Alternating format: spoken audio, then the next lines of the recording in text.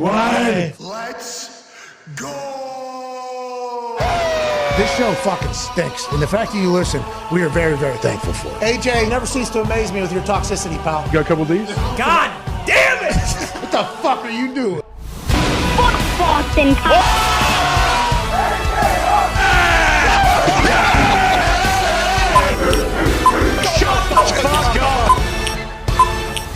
Hello, beautiful people.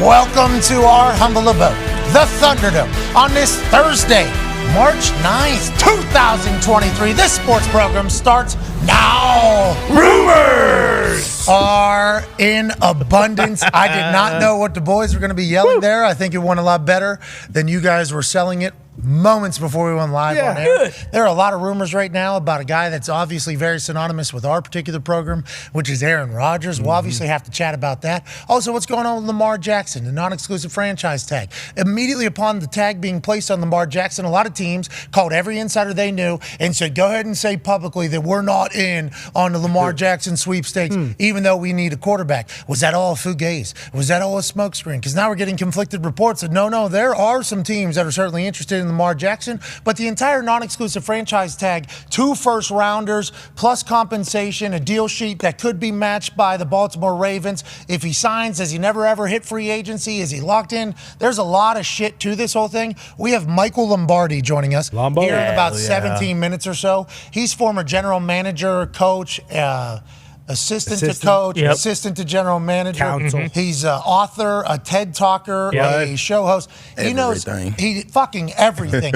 He knows everything about the business, though. Excited to hear how the process would go if another team did want Lamar's services. And what if it was for an amount that Baltimore would match and maybe Lamar didn't want, like... We're not saying that we've heard that. Nope. Is he able to pick or choose with the way the tag is kind of placed? I don't think so. So there's a lot to figure out and discuss on that front. We have Dana White joining us, obviously, after John Jones, the GOAT, returned and choked a dude out in 2 minutes and 30 seconds. Then the Ultimate Fighter in like its 30-something season, whatever it is, has Conor McGregor coaching and Michael Chandler coaching. 2 very well-known personalities in the fighting world, driving a lot of interest. And then I believe... the man who's been on our stage all week wants to ask a question about that. Okay. Oh, hell yeah. Hell yeah. So we're going to talk about it all. Cannot wait to chat the Slap League with Dana White. And then Von Miller, a man who became a regular guest during the season. Hell yeah. A friend of the program during the season, is back for the first time. He's training with D-Hop, and they're on that goat farm down there. Yep. A few. Derrick Henry. They're just kind of doing their thing. Can't wait to catch up with all of them. The Toxic Table's here at Boston Connor, at Ty Schmidt. One half of the Hammer, Dahn. Cowboys Tone Diggs is here. Look at this tone, huh? Wow. Pretty good. Pink. Tony. Oh, pink on the fit. I will say Tony has remained committed to physical activity and dieting because we have a wedding in the office that is going to serve as a high school reunion, I'm learning. Can't wait. In how many days, Tone? How many days? It was 40 at the beginning of the week, so what do we do, 36-ish? All right, 36 days. Tone, you're crushing it, pal. Hey, baby, Tony. Keep going, Tone.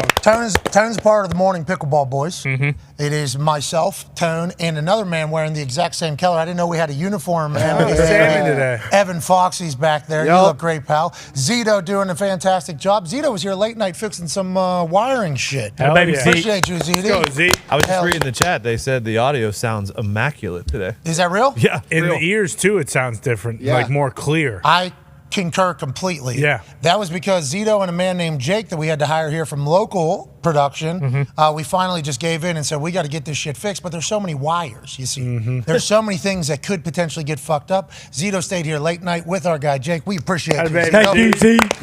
Obviously, you got Nick up there. He's on the verge of getting married. He runs the audio. You got Dirty here. Bruce is here. Bailey's here. Mitt is on the 5-Hour Energy phone line, 1-833-432-3663 or 1-833-4-DODO. Can't wait to talk to you and joining us for another day. This has been a fucking honor. Real treat. Real treat. Truly. Not just on the show. More like post-show, pre-show. has not sucked on the show. No. Which was big conversation the first day he got here. There was a massive chance. There was a big and his wife was here, so it was a big hey, you can't suck in front of Can't do it. Like, Deliver. Don't get up on that stage and be scared to death or whatever. This dude has fit in perfectly. The internet loves this man. Oh, yeah. A lot. And it's great to see because there has been a lot of us that have loved this man a long time. I got a chance to meet him whenever I was fucking 18 in Morgantown, West Virginia, and have a week in Atlanta with this man as an 18-year-old at the Sugar Bowl. Absolute living legend, all-pro, 14-year NFL vet, Pac-Man Joe. Yeah. Look how cool he looks, dude. Oh, my Unbelievable. God. Thanks for having me. Shout out to PXG. Hey, shout out. Bob Parsons. Bob Parsons. He gave us like a massive conversation down there at Radio Row. Hell yeah. I got a club fitting for them. Are you a PXG guy? I'm a PXG guy, man. Well, he's not going to like the way you did yesterday. Yeah. You remember you missed 5 straight putts with same exact spot right here. Maybe need a You PXG live putter. to see another day. You do. True. And Well especially said. seeing through those Versace sunglasses. Yeah. You're going to need him for pickleball, probably. We appreciate you all week, though. You have crushed for us. We're very thankful. Got his D-Hop yesterday. You've been way too nice to us, Pac-Man. Yeah. We appreciate it. There's a lot of rumors about Aaron Rodgers and his New York Jets. Allegedly, reportedly, Woody Johnson said, boys, let's get on a plane. Yep. Let's fly New York to California. Sure. Is that where the guy is? Let's go all the way out there. Let's meet with him. Let's chat with him. Woody obviously knows that this is going to be a big investment. The money is what it is, although it is open to be restructured and reworked and refigured out to help whatever team. He goes over there. They go over there. 11 hours. Yeah. Did they Long bounce time. around to other places? Did they have a little cafe? Like Woody's like, anytime I'm in Southern California, Gotta gotta go hit to this this spot. cafe. Did he just, or was it strictly an Aaron Rodgers New York Jets meet and greet? I think that's a fascinating conversation because if he's there for 11 hours, we've gotten a chance to chat with Aaron. Yep. And then they're reporting that there's optimism in the Jets camp. What does this mean? There has been zero conversation. And once again, I still have been told nothing for strategic purposes because I got this thing That's right. in front of me for 3 hours every day. It's not. I'm not the right guy. I have not been told. But from reading all the accounts outside in, the Packers seem to not even be a part of this conversation anymore for Aaron Rodgers. He's either going to retire, because I saw some people reporting like, Woody had to go talk this guy out of retirement to play. We don't want that. Like some people that were negative on the whole thing. Everybody else from the Jets camp, like bring his ass over here. We want him. We love him. It's like Jets are retired right now. No, is that how you feel, Ty, as an owner of the Green Bay Packers? Is that where we're at right now? Because this is kind of all just kind of happened relatively quickly, I would say, that we've gotten to this point. week. And then there's obviously a shot clock with the 15th being the salary cap gymnastics deadline. This is really taking interesting stuff in the NFL. Wow. More specifically, our world. More specifically, your world as a Green Bay Packer fan your entire life. Yeah, I mean, I said on, I can't remember if it was Monday or Tuesday, I've basically resigned to the fact that he's not going to be on the Packers next year no you matter sound what. so good. Good. It's unbelievable, right? Good. Zeta. It's actually kind of it's kind of weird how good it sounds. Yeah. It almost Sounds too good. Yeah, it Messing with sounds me. so It's good. It amazing. almost sounds bad in my own ears. So I tested it earlier. Okay, I tested it earlier. Zito's like, you want to test the microphone? Because I think Zito wanted me to experience what we're hearing right now. He asked me like 3 times. I'm like, Zito, if you think it's good, I'm good, bro. You know, I don't, and he's like, you sure you want to? I'm like, oh, okay. All right, I will go check this out. I put it on. I start talking. I go to Nick, who's in the back controlling the audio. I'm like, is this how I always sound? And Nick's like, I don't know. We'll check something. I was like, my voice sounds like much stronger. clear. Yeah, much clear. clearer, much more. And Zio's like, we'll see. I was like, the people listening will be able to find out quickly. For sure. As soon as you start talking right there, oh my God. Good to know. Ziti, baby. Let's go, guys. And Jake. And Jake. And Jake. Chuck And started, I and look Jake, as- and Jake. If normally something's like off or something, I look at Zito and I was like, is something's going on here. We sound good. But then I checked the chat to see their reaction. They were like, "Fucking audio's incredible." Pac, you heard it too, huh? A little clear. You can tell it's way clear. Oh, Pac-Man sounds so He cool. does. You sound He so does. Holy cool. shit. Oh my God, so cool, dude. Wow. God. He's hit 2 for 2, by the way, for giveaways for the people. That's No right. big deal. Cash App, I guess we do not have a deal with them anymore. Cash App support tweeted us. What the hell is that about? Yeah, I don't know. Back to Venmo. Yeah, I guess we're back to whatever payment place you Yeah. can have. They kind of dunked on us on a thing. I don't know if you saw the Cash App support tweet. They Yeah. dunked on Let's us? go get PNC. Okay? What's that? Let's go get PNC. I don't know if they have a cash share. What about option. Zelle? Maybe, potentially. I mean, there's Chase? others out there. That's what PNC uses. I thought we were in the middle of a conversation with them. I didn't know that it was like So that. did I. I They thought- kind of dunked on us. Done deal. I Good thought. run then. Will not happen again. I've been assured. Oh, okay. All What right. the deal with All right, Cash so look, App? we Okay. just did a full thing here. There we go. We just figured it out. Full circle. Yeah. Hey, Bruce, thank you, Bruce. Baby, Boy, Bruce. Anyways, A lot of winners because of this, man, Yes. including us. We appreciate you, Pack. Let's back into it, though. You've kind of just come to the conclusion as a Packers fan, as a Packers owner, the Aaron Rodgers time is done. It seems like that has become the conversation, like, for everybody, not just Packers fans. Yeah, I mean, it's tough to come to the conclusion that he's going to be back and playing with the Packers when you read all the stuff on Twitter. And again, like we've mentioned, it's not like Rodgers is out there telling a bunch of insiders like, "Hey, this is what I'm thinking, this is what I'm doing." But there's the Packers and the Jets are both getting their stories out there and kind of getting their ducks in a row. So it's like when you see all this stuff constantly just saying like Packers are prepared to move on to Jordan Love, that's kind of just the way it is. And what are you going to do at this point? Like if you're me, like, are a lot of Packers fans pissed? I'm sure, but it's like you kind of, for the last couple years, you've kind of seen the light at the end of the tunnel. And yeah, would it have been awesome to see him retire as a Packer? Absolutely. Do I want him to play for the Packers this upcoming year? Of course. But also, he's given the franchise and me personally, like a lot of great memories watching him play. Won a Super Bowl. Like I'll hold on to that forever. And sometimes you just kind of, it is crazy that it's. How are you leaning right now at this exact moment? What do you think happened? I think he's going to play for the Jets. Okay, so that's Packers owner right there. I think he's too good. He's just too good. And he said in that Aubrey Marcus podcast, like in 2019 or whatever, when the floor came. Yeah, exactly. When they went to the NFC Championship, and he still like he didn't have stats that were kind of normal for his career. He threw 24 touchdowns and I think like 2 picks. And he said a lot of people were doubting him then, saying, "Hey, this guy's washed. He's done." And then what? He won 2 MVPs, and that's kind of what he said in that was he's like, after last year, like I know that I have more to prove, like, and I want to prove people wrong. So I just have a tough time imagining. Could he retire? Absolutely. I think he's kind of said, and you mentioned yesterday, like he's a different dude. Like he's probably at peace with what he's done in his NFL career. He's made money. He's made a lot of money. Smart investments. Exactly. Like as a businessman, he's also good. And like Greeny said yesterday, like he's one of those guys where it's not going to be you retire and then, oh, what am I going to do? Like he's going to be able to earn money off his name and what he's done for the rest of his life. But I think he's too good. It's not, he's not in a position where it's like, I need to retire. He understands how good he is. And then you listen to what Greeny said about the Jets. Like that's a pretty alluring position to be in where it's like, hey, if I go win a Super Bowl or take the Jets deep into the playoffs in the biggest media market in the world. King of New York. Mm-hmm. Joe Namath. Exactly. Still. Right. Still being like, hey, Monday Night Football, New York Jets. Broadway. Joe Namath is going to be on the sideline. And Greeny said he won like 3 games after he won that Super Bowl. And then I looked into it a little bit. Super Bowl stats. I don't know if not great. I don't know if Joe was the guy. Yeah, exactly. But you're the king of it all. You said yesterday that you didn't think, or maybe it was 2 days ago. They've all been, hey, time flies for him. That's right. Amen. But you said like you don't see him going out like that. Is that still how you feel? And with all the new news, and this is like, and I know you got a chance to do a radio show on Sirius with covering it every day. Like every new piece of information that comes, we have to address because we're covering stories almost, and there's a wave. Mm-hmm. It feels like it's gotten to the point where it's either retirement or Jets publicly by everybody. Now, Aaron has not said anything publicly to me. Has he said something to AJ? Probably. We don't know. We think he's always trying to deflect. What about Greeny's meat? Yeah, exactly. He's doing all that type of stuff. Talk about penis. Well, how do you feel about the whole situation now that we've covered it here for 3 days and a lot of shit has happened over the last 3 days? Well, I feel the same, but the biggest point I'm getting out of this, the Jets haven't had a different quarterback for the last 6-7 years. Yep. We haven't heard nothing about Woody flying 11 hours to see no other quarterback, and it's been really bad for the quarterbacks there. True. Mm-hmm. For him to get on this plane to go 11 hours, and me personally, I think I know Aaron Rodgers' pedigree as a player. There's no way he's going to leave the game after the season that they had last year. That's the thing, like a lot of guys can't, not just quarterback position, but everybody.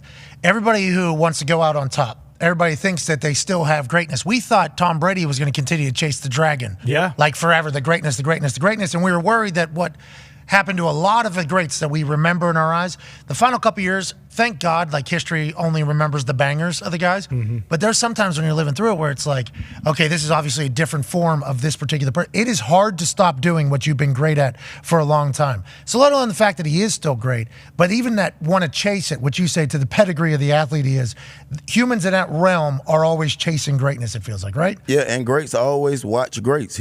Everybody know what Tom Brady just did. I'm quite sure Aaron Rodgers sitting there in the dark room just coming to and like, just seeing what Brady just did. Dun, dun, dun, dun, dun, dun. Jets have one of the best defense in the league. They're very young, and they have enough offensive weapons for them to be contenders. So I think this is a no-brainer. And who says they won't add offensive Exactly. weapons? Right. Hasn't that been something that allegedly has been talked about in Green Bay for a long time? Like, hey, we'd like to add some. Can we add weapons? Can we add weapons? If Woody's hopping on a plane going all the way over there, has it been confirmed that like Woody did that without being asked? Like he's like, I'm going to do this. Has that been talked about at all? Not Do we know really. who I think set so. that up? How that went about getting set up? I don't think so. I don't know assume either. It was Woody. Like, I would assume assume he- I'm coming to you. Yeah, I'm gonna come I think talk to once they got the okay from the Packers to like, He's like, we're not zooming. We're not yeah, FaceTiming. fuck that. I'm Fuck going that. out to see him. I got a big plane, Right. and we are on our way.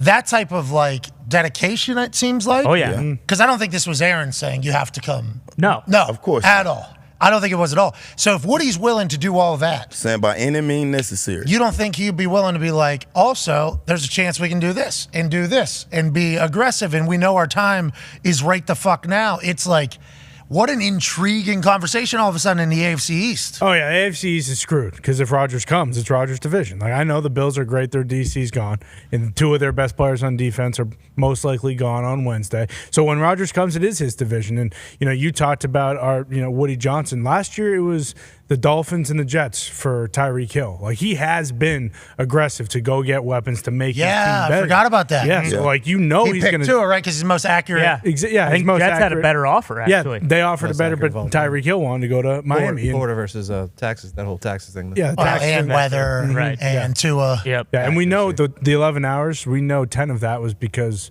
Woody put together a 500-page report to explain why Johnson & Johnson did what they did. Oh, the vaccine. Bingo, yeah. Well, I they would talked about that. I would wonder if that came up. It had to. Had to have, right? Especially now what we just, saw in the group chat yesterday. We know All it right. came up.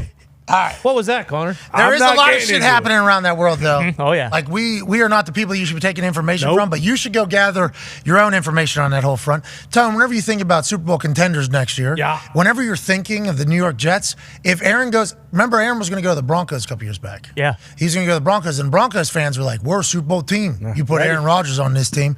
And we actually started to believe it a little bit. Yeah. We're like, God damn, you're right. With those weapons, with the way that defense is, their special teams is good. What? You get a veteran quarterback in there, you can go on a run. So they got a veteran quarterback, and it went the complete opposite. It went the complete opposite direction. Are we going to fall into that trap again? And is it worth it? I think it is with fucking Aaron. 100%. There was a sports book the other day who took 300 bets on Super Bowl futures. 220 of them were on the New York Jets to win the Super Bowl. So we It was 1981 or something like that. Yeah, we I are remember 100% that. going to fall into that trap. Whether those people are right or not, I don't know. Does Aaron make the Jets a Super Bowl contender? For sure. I still think the Bills are the best team. AFC's tough. Yeah, very tough. But I think it does. Like, the Jets have a really, really good team. Imagine Look at- Brees Hall doesn't get hurt. Yeah, right? look at the games they lost, too. It was because of how they played the Jags late in the year, and Strafolsky had to come in, and they still almost won. And the place was going bananas for Strafolsky. Yes. Man, they hadn't even met yet. They were cheering for him. They were just hoping for something. And the Jags were, not the same old Jags at that particular time of the year. Yeah, went to Kansas City and lost by a touchdown. Like, they were in it till the end. How about them getting Calvin Ridley back? Let's move to that, because that is an incredible conversation to be had. Marvin Jones, Calvin, What? ETN. Zay Jones. What? I don't know. This might be Christian Kirk. That we might be talking about these wide receivers as one of the wide receivers group as one of the best in the Down in Jacksonville? Yeah, I think we put them in the conversation. Of course, the Bengals, Buffalo, Chiefs. Because you're going to add Kelce into that conversation. And now can we add the Jags in there? I guess. Hell yeah. I mean, with the way what we all just learned about Calvin in his Players Tribune article, I think everybody should read that. The way he reacted to the year-long suspension and how he responded and how he kind of looked inwards and fixed himself. This dude's going to be back better than fucking ever, it feels like. Yeah. Owned it completely. As former players, I think we all understand gambling on the game, what it could do, what it is, how it's viewed. So how the media and everybody was up, a year-long suspension for that when you're only given 4 games or 2 games for that. I think him, as the person that's been in a locker room, understands the integrity of the game being the most important thing for everybody's money. Everybody's money has to remain that way.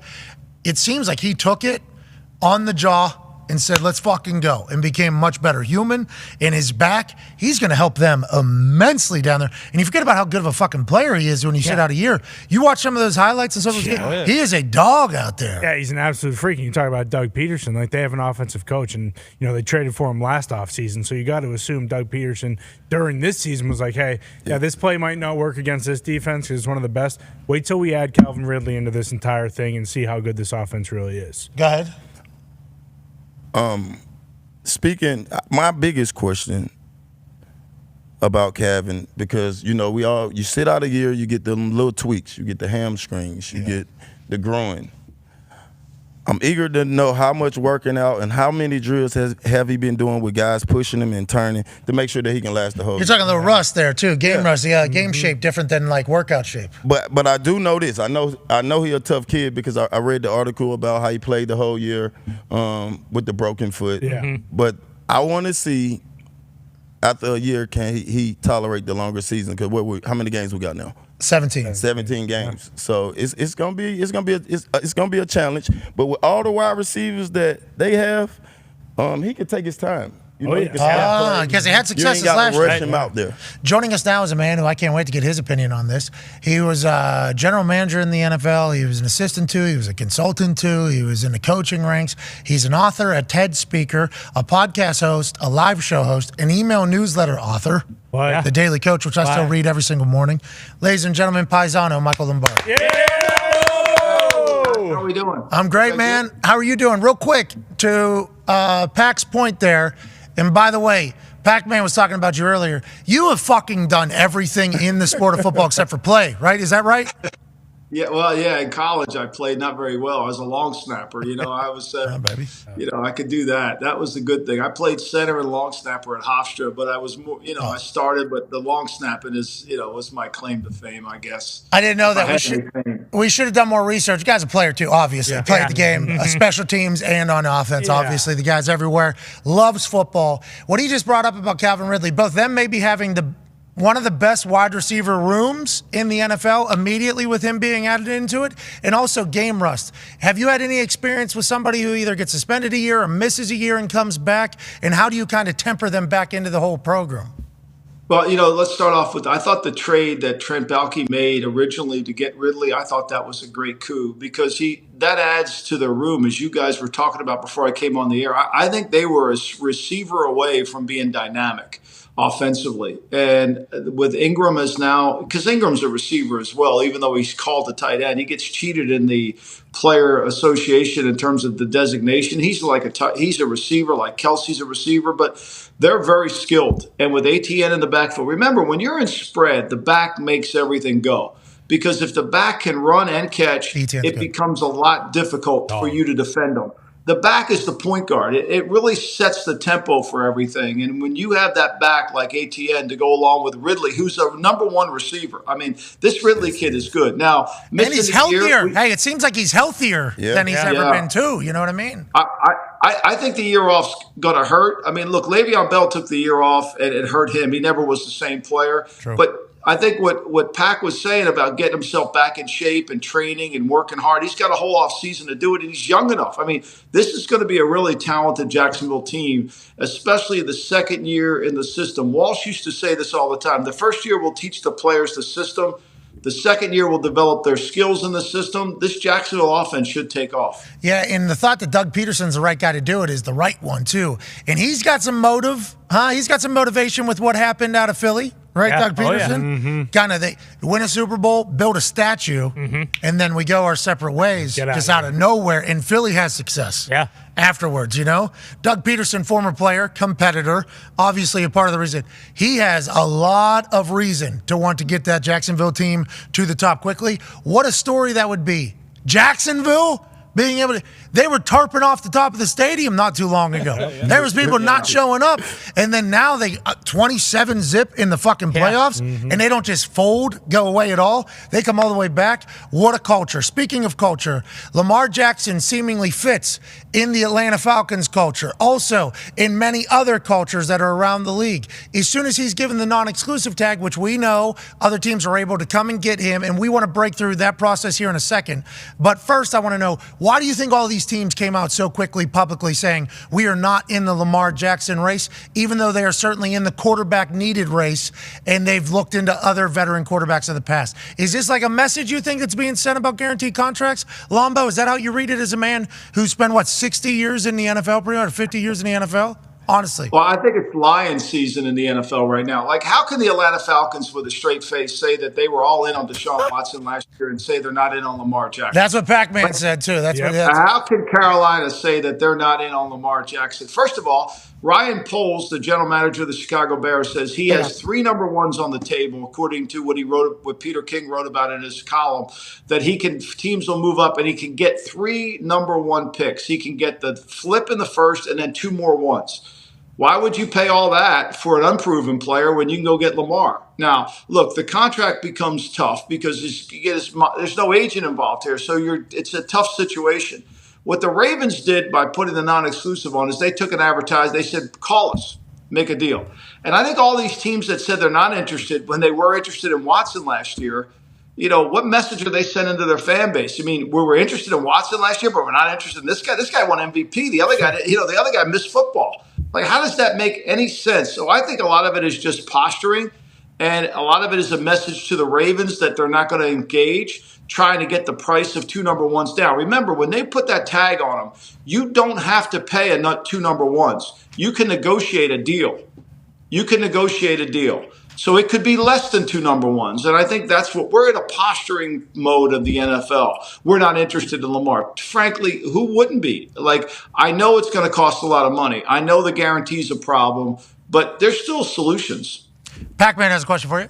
Hey, Mike, do you think if he had an agent, do you think we would be still talking about this? No, I think it would be. I think he's hurt himself. Look, his mom, he trusts his mom, but you got to find somebody who's confidant who can do this. Agents broker deals. Dave Dahn, the agent for Aaron Rodgers, is going to broker that deal with the Jets. That's how this deal that's how it all gets happened. And they also understand the value of the player in the open market. Now, especially when it comes time when there's a lot of moving pieces in this Lamar Jackson thing. We got to satisfy Baltimore. We got to get the guarantee, and we got to find a trade partner. That's a lot of things that have to happen behind the scenes that you got to understand the National Football League to make it happen. And Lamar's mom, I don't know if she does that. I think it's unfair that he's in this. He should be out and high. Look, pay a flat fee. I don't know what the deal is. But you need somebody to broker this a little bit. You need somebody to do this so that you can get what you need to get out of it. See, Lombo, because I've called you and asked for advice, I take a lot of pride in the fact that I represent myself. Like, at this stage of my life, I take a lot of pride in it. In the business conversations, I have the relationships with the people at the business to do it. I think I understand the business a little bit.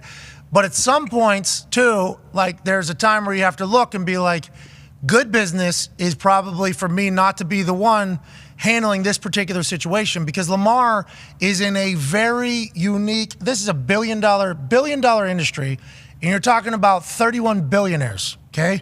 So if you're going in there alone, you're up against it immediately. Yeah. Like you are up against a lot of power and a lot of potential sway and everything like that. As somebody that is one of the loudest advocates for, like, people need to understand what's going on for themselves and people need to do it, like an NFL deal, if I was a quarterback, I don't know if I'm the guy that is the right person to be doing that. And that's smart business to make that decision, I think. Like, that is something I feel like Lamar, because I think Lamar's probably a great businessman. I think his mom probably incredibly intelligent when it comes to business and being able to handle it. But there's some places where you just ain't got a shot at the table. Because now one of them can call the other 32 teams before free agency, or agent can call whoever he wants. What are you thinking? We making deals. They making deals behind the scene. I don't think Lamar mom have the relationship to call the Falcons and be like, hey, look, they trying to give us 170, but what y'all got before free agency hit? Yes. Because agents have those relationships that go behind the scenes. That's why we call them agents. Well, how about right here, too? Like, secret agents, special agents, sports agents. The fucking, here in Indianapolis, the Combine, did they have a house set up here to like meet with people and potentially make a deal happen. Like that's the shit that's taking place at the NFL. That's how they do their business. So acknowledging that that's how they do business and being like, oh, I need somebody that's able to fucking figure out this game is good business. Like in my eyes personally. And I think you know this, and I'm excited to get your kind of take on the whole thing. Well, I think the other element we're missing here is they control the narrative, right? How does all these guys get stories? How do you think they get stories about what's happening in the league? They get planted. A lot of these stories are planted. We're planting a story so we could say something else. We saw that the Falcons planted a story. We're not interested. The Miami planted a story. Well, Lamar needs to plant some stories too, and it's hard to plant a story when you don't have somebody helping you plant. Agents are great at creating what we call non-elements, what we call a non-negotiable, something that's not really important that you make important. And I think he needs to have that. He needs to control the narrative a little bit from his side. We don't hear his side. We only hear the Ravens side, who are very good in the PR battle. They're very good at that. I mean, they handle that really well, and we're missing that element. Hey, that's a big get tied together. Hey, that's a big part of it because you win the mob, you win Rome. Right? That's right. You got to control the narrative. Like, all right, and so how does these, and the other thing is too, we can't underestimate this. You pointed out these 31 billionaires. You go after Lamar, you're changing your franchise. You're basically saying we're all in for 5 years. And that has to be a marriage and a convincing of a lot of people coming together that we're all going to do this together because he's a great player who could change our franchise. And this isn't signing some wide receiver or trading for Calvin Ridley. This is an organizational shift completely.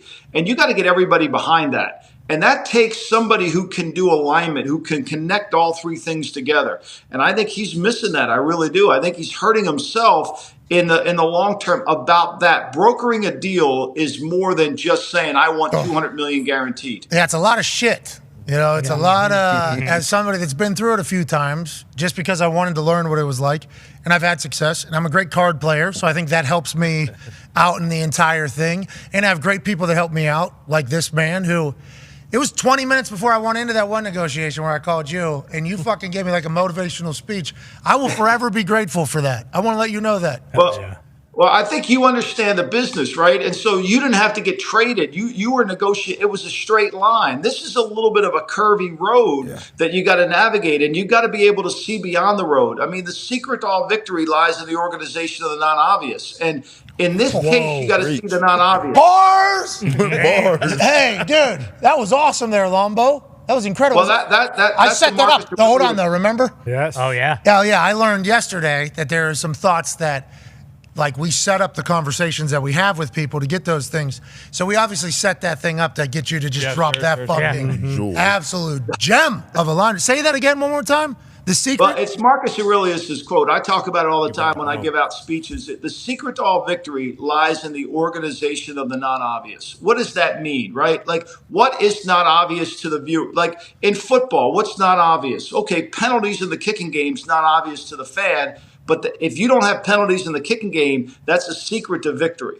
Right? When you make mistakes in elements of games, you got to organize all that. That's really what great coaches do, is organize the non-obvious and teach the players about this is what we can't do. It's the same thing in this negotiation.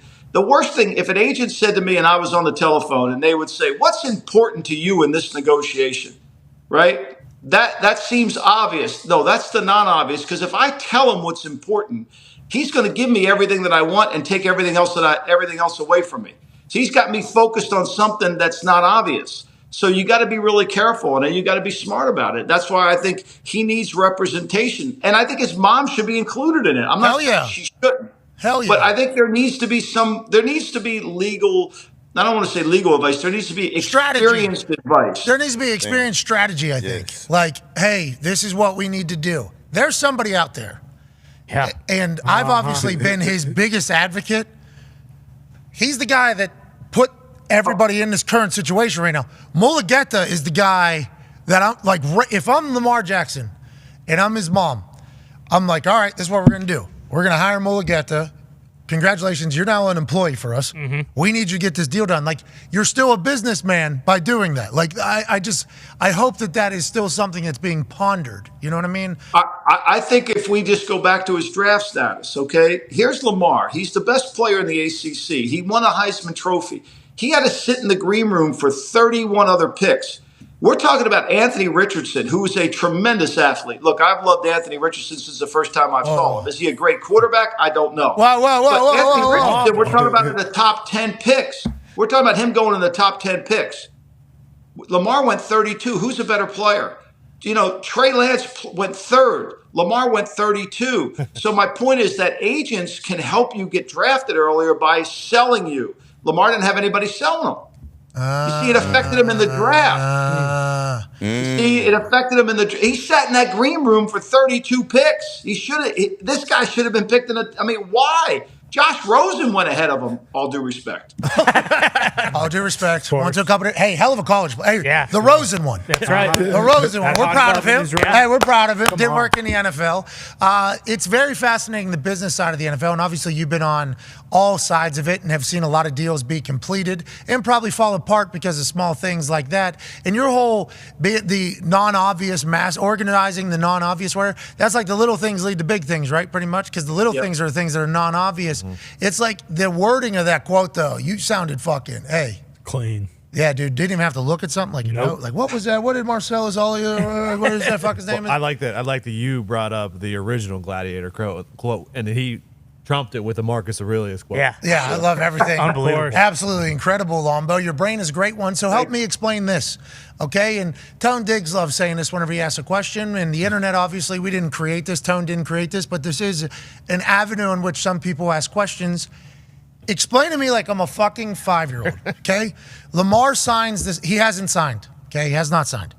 Only one time in 30 years, we learned via an Adam Schefter tweet, has somebody signed the non-exclusive tag and then ended up playing on a different team that negotiated a deal, and his team that put him under the franchise tag was not able to match the deal that somebody else offered. So one time, Gilbert, right? Sean Gilbert. Sean Gilbert, 30 years ago was the last time this happened. He goes from Washington to Carolina.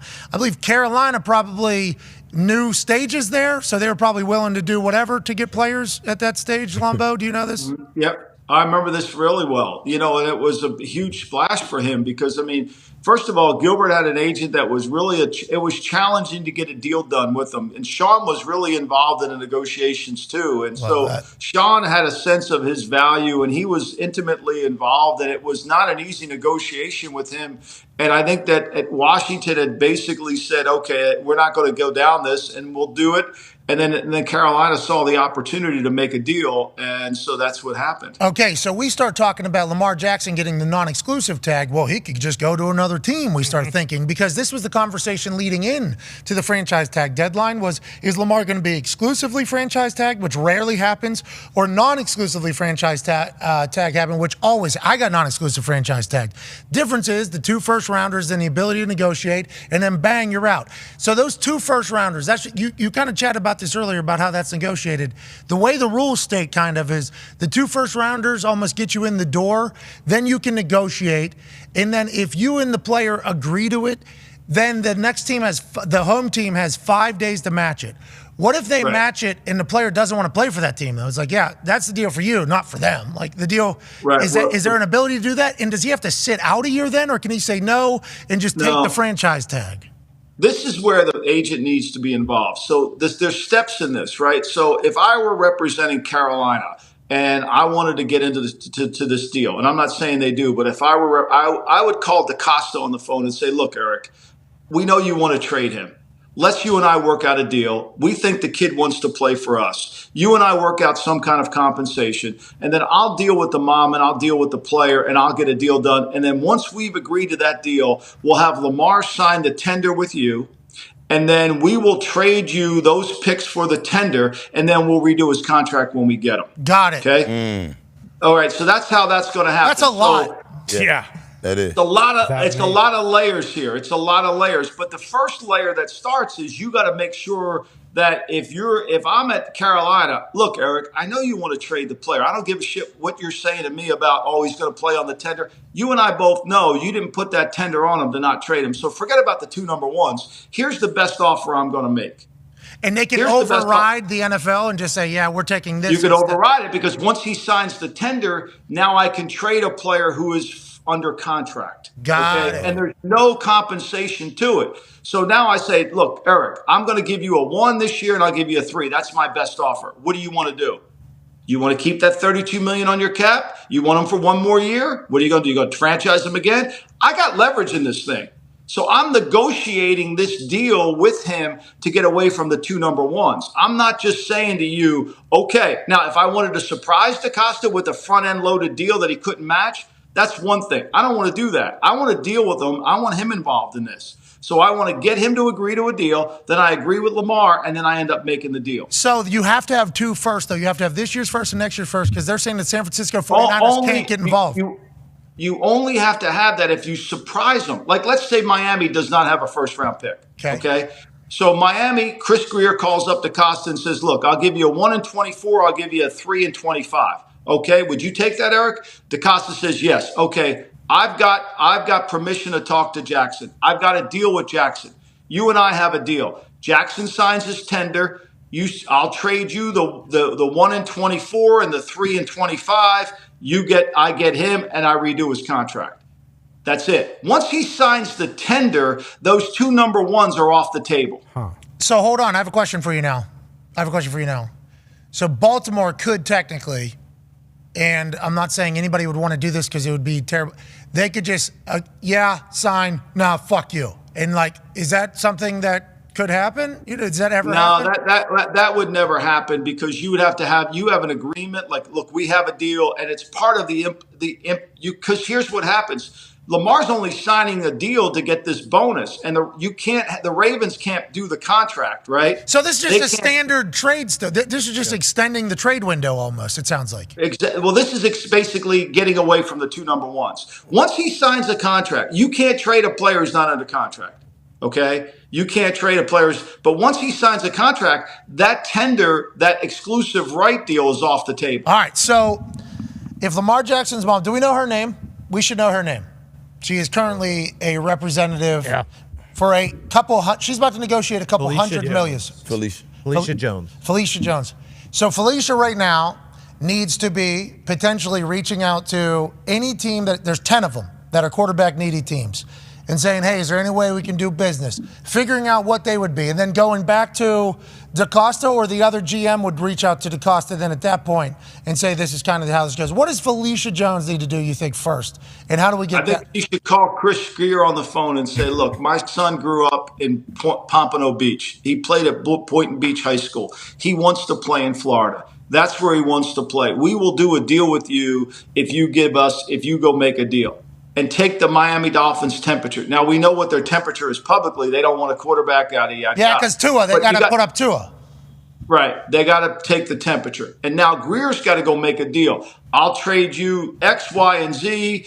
I know I can sign Jackson. And DaCosta will probably say on the first phone call, no, I'm going to keep Jackson. Well, that's why we're talking.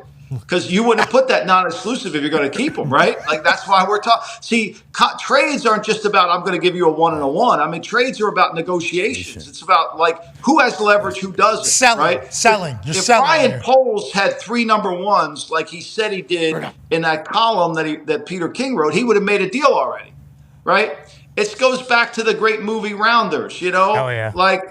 Check, check, check, when a guy's licking his cookie. Hey, listen, I'm all about a good public negotiation, too. Ryan Poles is trying to figure it out. He's saying, hey, there's 3 number ones on the table. So that man, he peaks. He's letting everybody know, I'm expecting a little bit more than this if you want to come into conversation late. But he was licking his cookie. He's like Teddy and KGB. We know he's bluffing. It's a bluff. And you don't have it. You had it, you're taking it. You don't have to tell somebody you got something. No. In this business, secrecy, when you have the leverage, you don't need to tell everybody you're the big dog. So do you think he was not planning that people, after they learn a little bit more about Anthony Richardson or C.J. Stroud or Bryce Young, might decide to get into the trade game, and he was setting a precedent? You don't think he was saying, hey, he's trying to drum up business. I think he's trying to trade the pick in the next 5 or 6 days.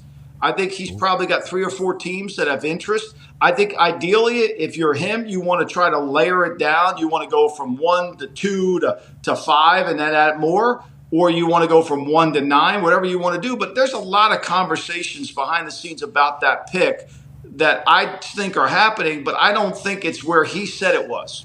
4th to 3rd overall pick. What is that normally? Like fourth to pick? go that. Well, like, see, the chart would say X, but leverage says Y. So it depends on who you have. Yeah, because if there's a 20 trying to get down to 3 and a 4 is trying to get to 3, all of a sudden sitting at 3, you're competing with the 20 numbers because, hey, 4, this is available all of a sudden, right? Like those teams picking in the 20 can't get there. There's just, they don't have enough arsenal to get up there. Oh, you don't think they can load it with back to get up that inside the first round, especially with only 3 quarterbacks allegedly. So like we're sitting at 4 now. Jim Irsay had Peyton Manning right there. Mm-hmm. Yeah. Now Ryan Leaf was there. He was. They went with Peyton Manning, even though the dude that tripped on drugs out in Vegas, that wrote that book, Hunter S. Thompson. Hunter S. Thompson told Jim Irsay, that Peyton Manning boy looks very thin. Mm-hmm. This Ryan Leaf guy's a big dog. So he has Peyton Manning, then Andrew Luck sitting there, right? So like that's pretty. Got it. Like there's a lot of other owners looking around like, aren't you lucky? You hit the lottery twice. Sitting at 4 in this particular draft. That is tough. That is not because I think those top 3 guys. You think they're all just going to get interchanged? You think that's going to? It depends on who you're talking to for the quarterbacks. I get the sense that everybody wants that to be. I think if you take these guys, there's certainly there's strengths in all of them, and there's some weaknesses in every one of them. I mean, if you take Richardson, you're basically saying we need somebody. We got to redshirt him for a year. He based on his tape at Florida. Not his athletic tape, but his tape of playing. A lot of drops on all the players. It's going to take some time to get him up to the game. I'm not saying it can't happen. I'm not saying that at all. I think I said this on my show. I've said it on the pod. I thought the guy, if he would have went back to school, he might have won the Heisman. I think he would have won the Heisman. I think this is a rare. I mean, I watched him play high school football too. I mean, this kid's really unique. You think that Florida regime right now is going to win?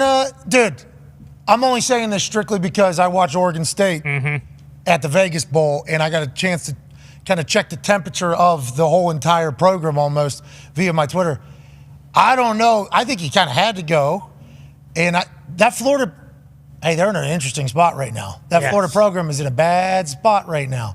Not saying that can't change overnight. And if you're an incredible player, you should be able to win overall. But this ain't like the Florida team that everybody thinks. No, this isn't like ain't even the Dan Mullen Florida team. No, this is a different Florida team. What it used to be. That I think a lot of people are thinking. But nonetheless, I appreciate the conversation there about draft and leverage. You're fucking so great at it, and I very much appreciate you. Boys have some questions too, Lombo. Go ahead, Connor. Yeah, Lombo, you said Russ last year was cooking at the Hacky Sack Diner. I want to know what you think about Sean Payton going in there. Do you think he can fix him? And then also, just the coaching cycle as a whole. Did you think Gannon in Arizona was a good hire for them? Or, where are you sitting at? I mean, I was shocked that he did, Jonathan Gannon, but Monty Ossendorf, the GM, and Jonathan Gannon have been friends for a long time. I think that was a friendship thing, that they know each other really well and they feel they can work together. I think we saw Kelvin Beacham's comments today about the quarterback. I think that's going to be a true challenge. When you announce to the world that your quarterback's the franchise player and there's some doubt about his leadership and maturity, you're really trying to cover up some. So Gannon and Monty are in for a tough road ahead. They've got to get that fixed. I think Sean's got his program, and either Russell's going to adapt to the program or he's not going to be in the program. And so there's a new sheriff in town, and the sheriff got a lot of money, and he's going to get paid well. And Russell's career is at a crossroads. He's going to have to fix what he does. And I think Sean will get him to do it. I think he'll respect Sean's knowledge. I think Sean's already made it clear that there's going to be nobody coaching the quarterback but me and my staff, nobody outside the building. I think that's a positive step. They said they took down the office pretty much. That was on the second floor there that he had. His teammates said... I never heard anything in my life like that. Like, if I would have been the GM, I would have never... Like, there's no way. Like, we're not doing this. We're not doing this. This is not the CYO over here. Like, we're not. All right. We're not doing that. So his teammates, though, all said when they went there, it was just plays everywhere. It was all just, his locker wouldn't be enough to be able to contain his football mind. He needed a beautiful mind of football.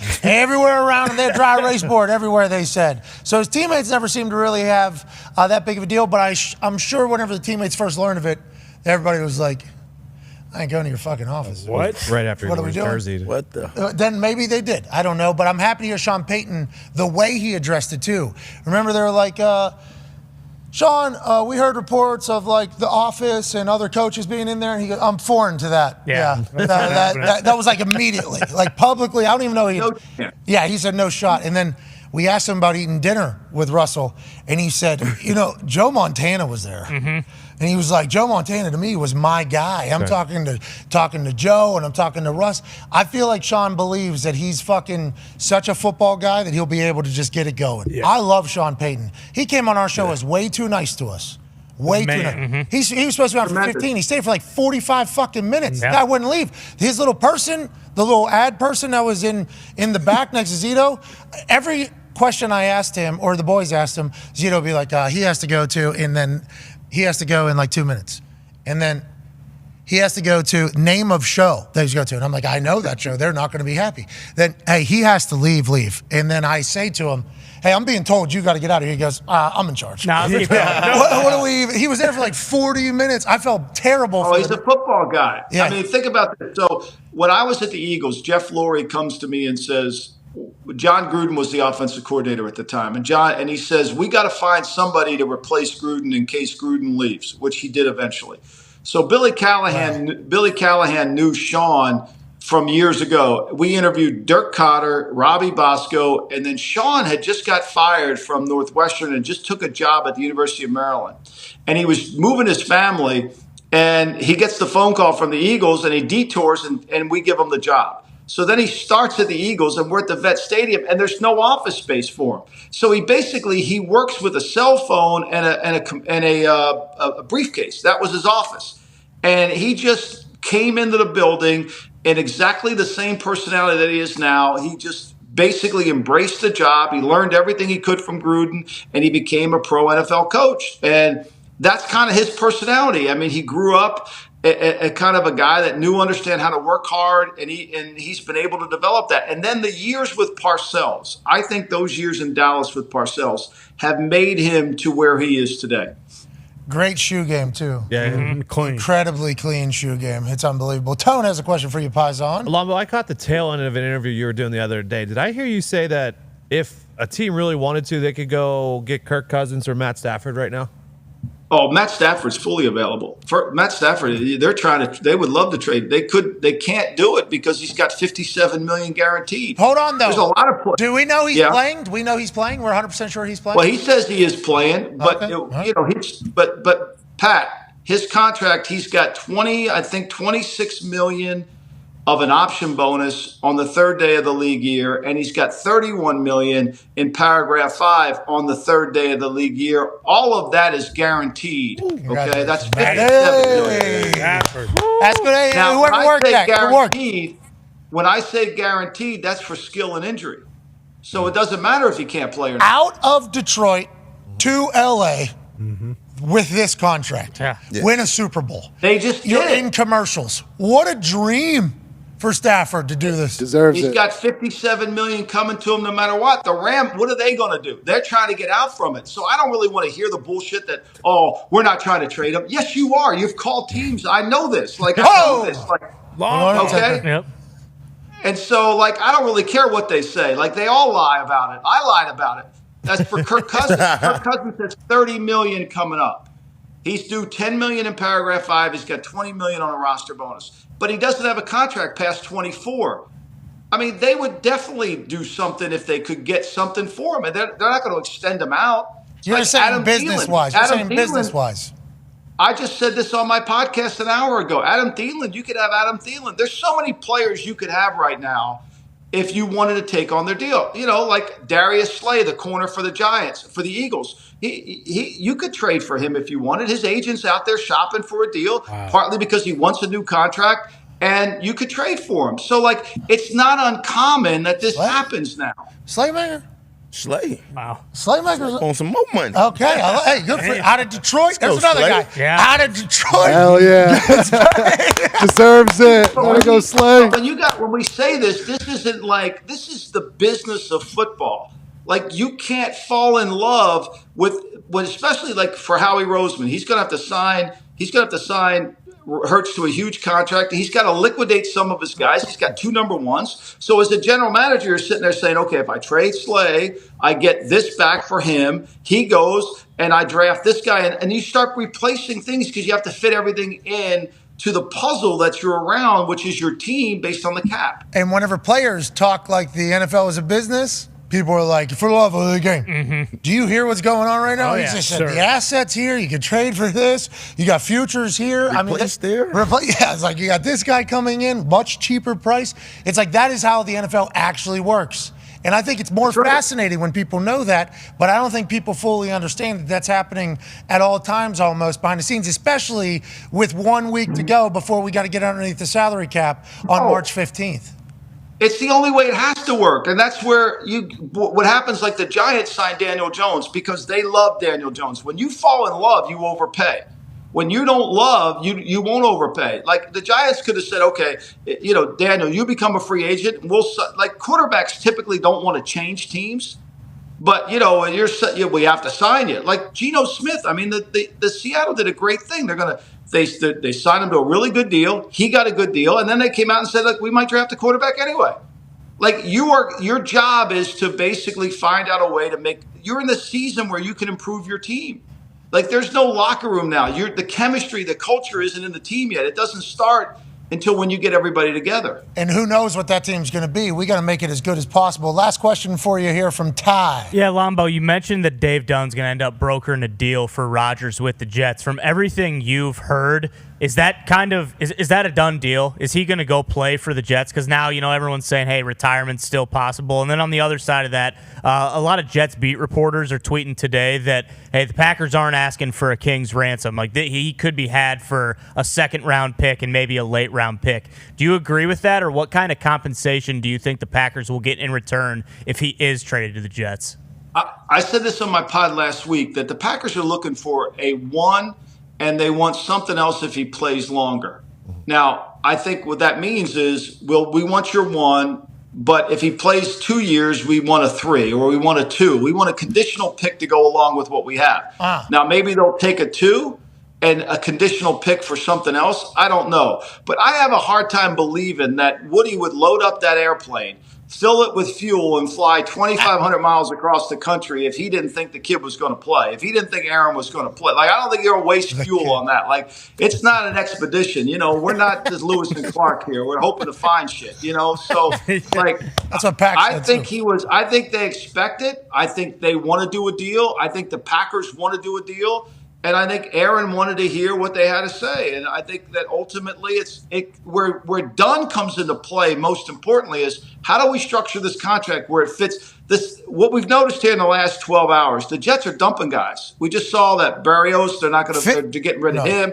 They redid TJ, the tight end. They're trying to get below the cap. They're trying to fit his cap number into their team. Okay. They still have days to make it happen, too. Oh, yeah, plenty. Not until next Wednesday, I believe. The 15th is whenever it's got to go. Pac-Man has one for you on the way out.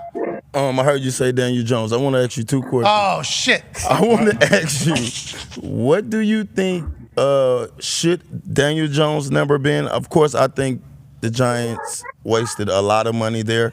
And then what do you think about Lamar? What the number gonna be, and what is the number Lamar is asking for right now? All right, so I think you just asked a great question. So what we have to understand is there's two contracts in the NFL. There's hard dollars and soft. So like those soft dollars are what the team actually ends up paying, what gets reported in the media. The hard dollars are what's actually in the contract. I think Lamar's got to be looking north of $45 million. Daniel Jones just got $40 million plus a bunch of incentives on a hard deal. Now it's really a 2-year deal at $82 million, so it's 41. Every deal is never the length of the deal. But I think Lamar has every right to ask for $200 million guaranteed. If Deshaun Watson got $250 guaranteed, this guy's the MVP. Like, how can you argue that he's not worth more? Now, 2 years in a row he's been hurt. That's an issue. All right, Paisan. We appreciate you. Go hang out with the family. They sound like they're having a great time. And thank you for all the information. We're good. Yeah, we're enjoying it. Hey, we're loving it. We're just going to travel across the country. I'm headed to Vegas by car tomorrow, so I'll just be listening. Let's go. Van? What do we got? A Sprinter van? No, just got to, I got 2 dogs. The one dog can't fly. Lewis and She's Clark. neurotic, so I got to drive across the country to work, and so it's all good. We're doing good. The off season is the best, isn't it? This is going to be the greatest off season of all time. I think so. I mean, Russell Wilson got traded. What was that? Last off season. Rodgers did with the Packers ends up happening. Hold on. So because big hiring in the family to Vegas, that's why we're going. What are we going to Vegas How long? No, I'm remodeling my house in New Jersey, so they're kicking me out of the house. I got to go somewhere, and the best place to go is where I work is in Vegas. So that means I have to drive because I got a neurotic dog who can't fly. So it all comes together. It just, here I am like the Griswolds going against the Cardinals. But I will say this, Pat. I'm stopping at the Clinton Library in Little Rock. I'm going to be there for 2 hours. I got 2 hours to do that, and then I got to keep going. What are you doing? Are you signing books? No, I'm just going to go. I want to go tour the library. I've been wanting to tour that library. I love presidential. Oh, hold on, though. We got a big spatula in Iowa, I think. Yeah. There's a whole list of things that we can have you do across the New Jersey to Vegas. Come to Indy. Oh, come stop by Indianapolis. There'll be so much stuff. I'll do that on the way back. I will. Stop in Pittsburgh. Go down south side. Yeah, definitely stop by Pittsburgh. Toughen up a little bit. That city will give you a little grip for the road. We appreciate you, ladies and gentlemen. Michael Thanks, Lombardi. guys. Safe travels. Safe travels.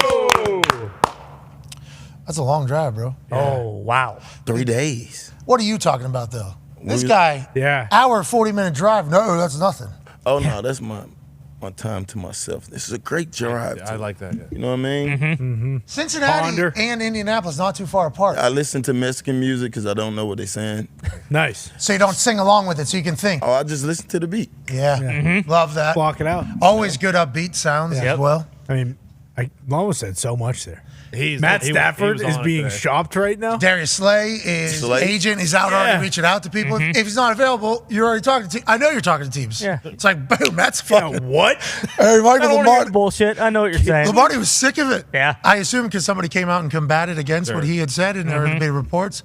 And I think that's why Lombo, every once in a while, feels like he's like, yeah, the insiders know stuff, but like, I also just talked to, he knows everybody in the NFL. Everybody. Long time.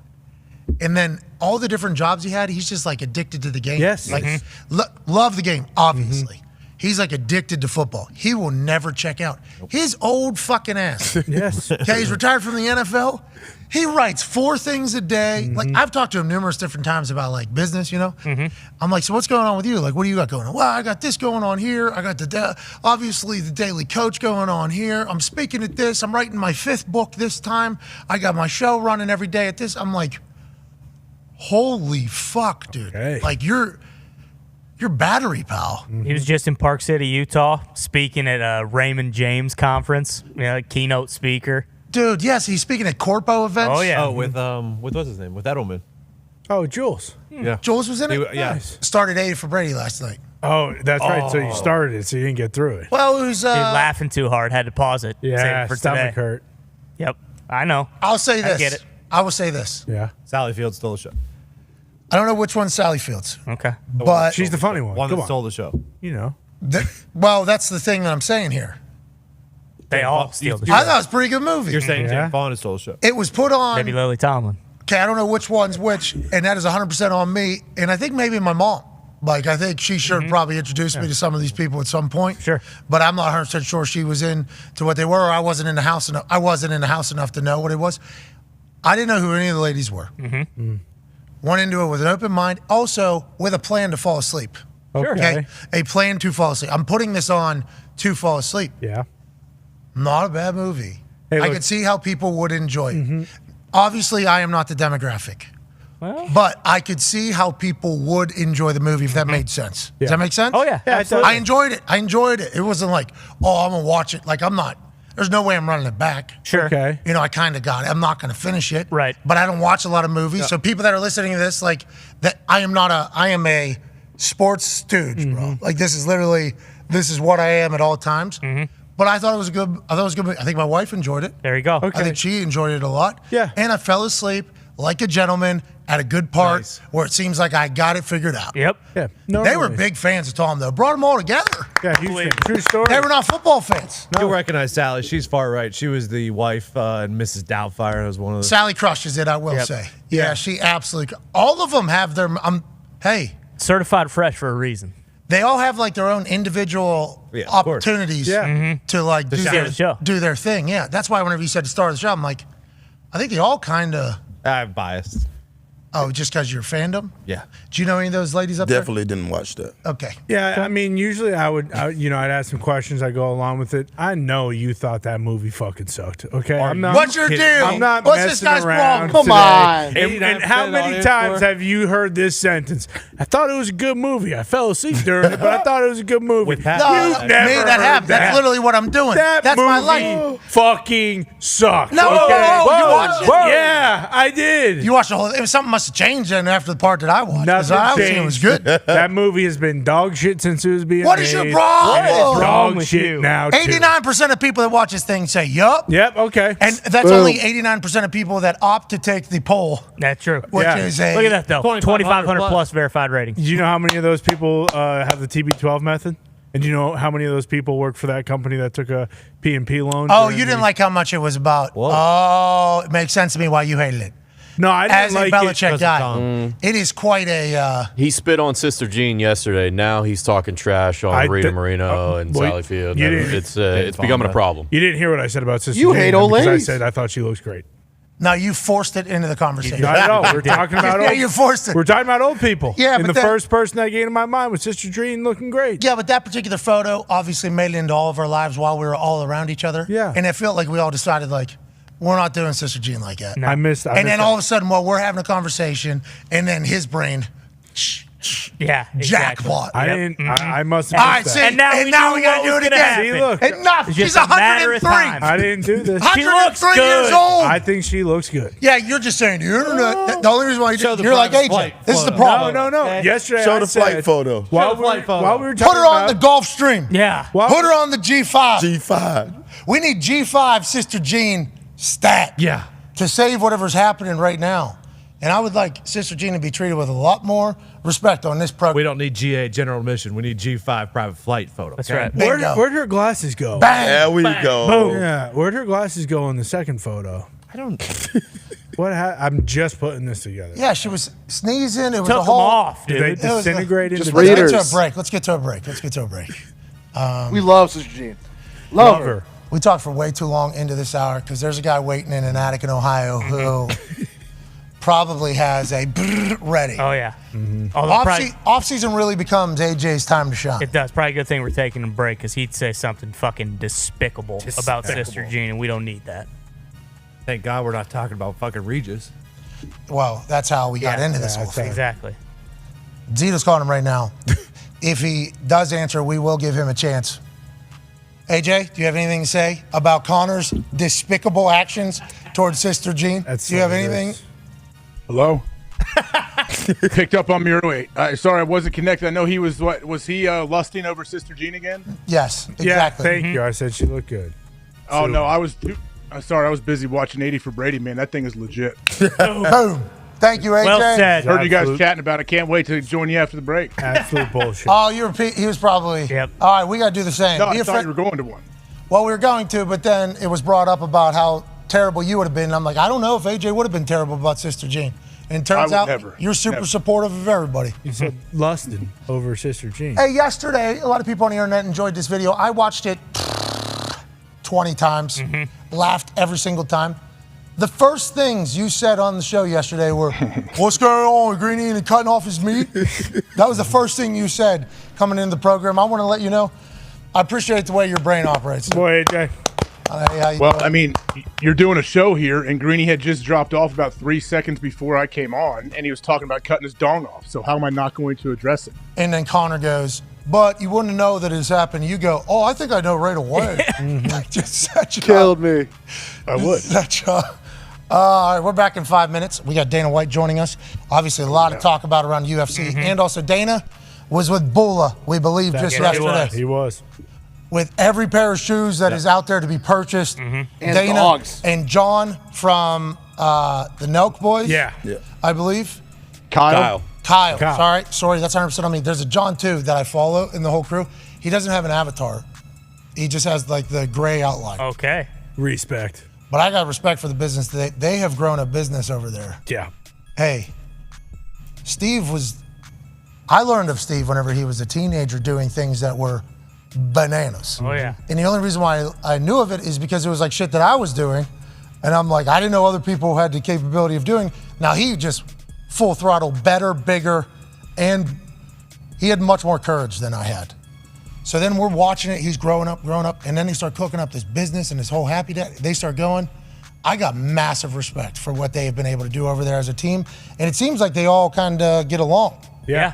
Right? It feels like a good crew. They seem like a great crew. I saw them at UFC, and they all came over. I got to meet them. It was like cool to see them. They had Bulla over. Dana's there. And then every pair of shoes you can imagine in Bulla's size. Don't let Bulla take that 7C to your fucking asshole. Oh, and he will. He will, dude. He will. Unbelievable. We got Dana in like 20 minutes. AJ Hawk and boys on the other side of this 5-minute break. Be a friend, tell a friend, take. Hey! Hey!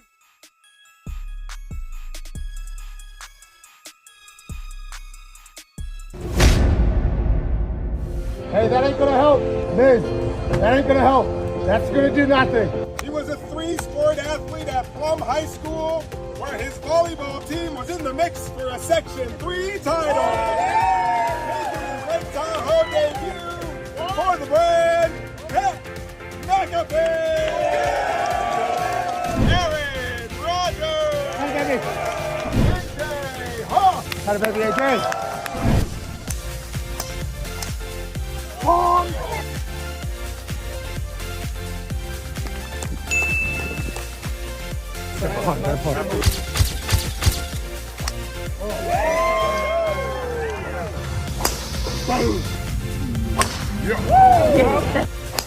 Yes! Yeah, baby!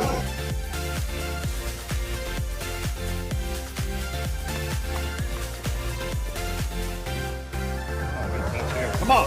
Come on! Come on! Good shot.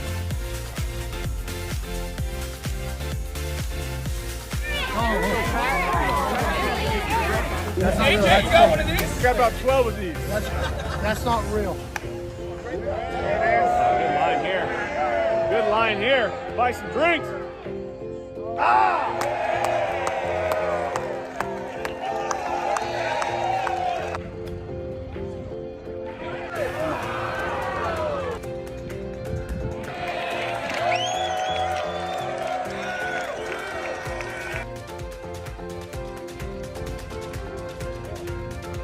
Great putt.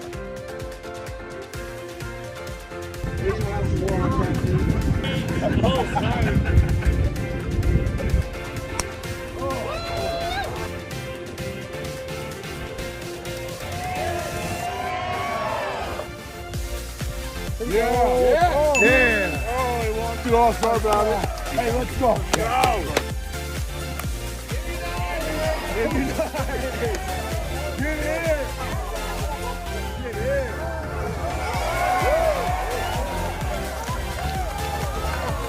Come on. Here we go. Yeah.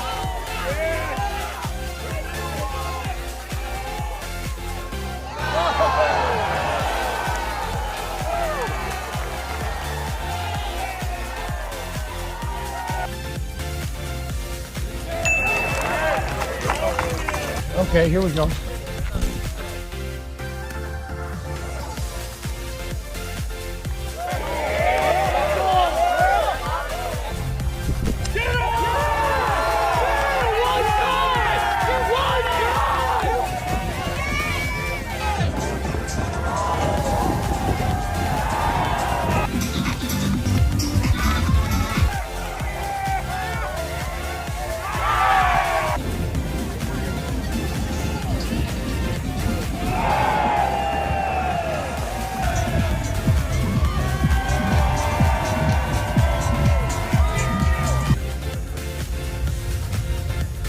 Our American Century Championship coverage rolls on here from the back deck of Edgewood Tahoe. How about Pat McAfee stopping by, man?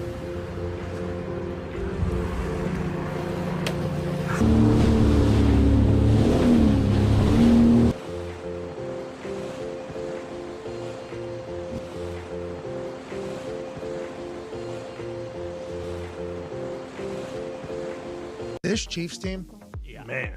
And everybody talks about how and AJ picked the Chargers because how good the Chargers play the Chiefs, and that was the point. That was evident yet again last night. And shout out to the Chargers having a fucking great game. Now, 2 minutes left in the game, the way you go about scoring there and thinking about Patrick Mahomes on the other side, down 3, it's a whole situation there. And who knows if you could take things back, you score that quick, and did the Chiefs let them score that quick?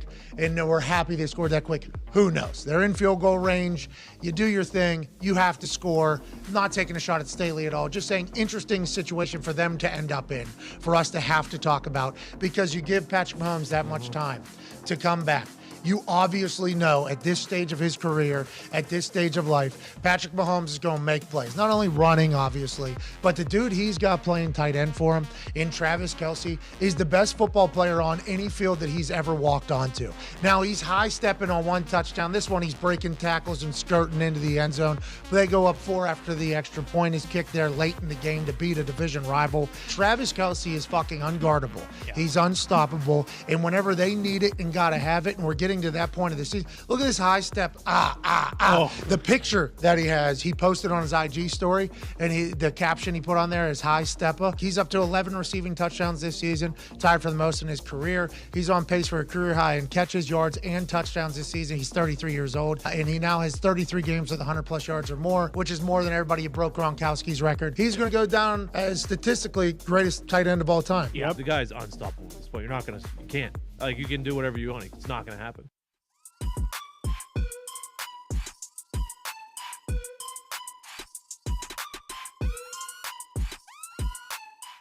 Hey, Why? let's go! This show fucking stinks, and the fact that you listen, we are very, very thankful for. AJ, never cease to amaze me with your toxicity, pal. You got a couple of these? God damn it! What the fuck are you doing? Fuck Boston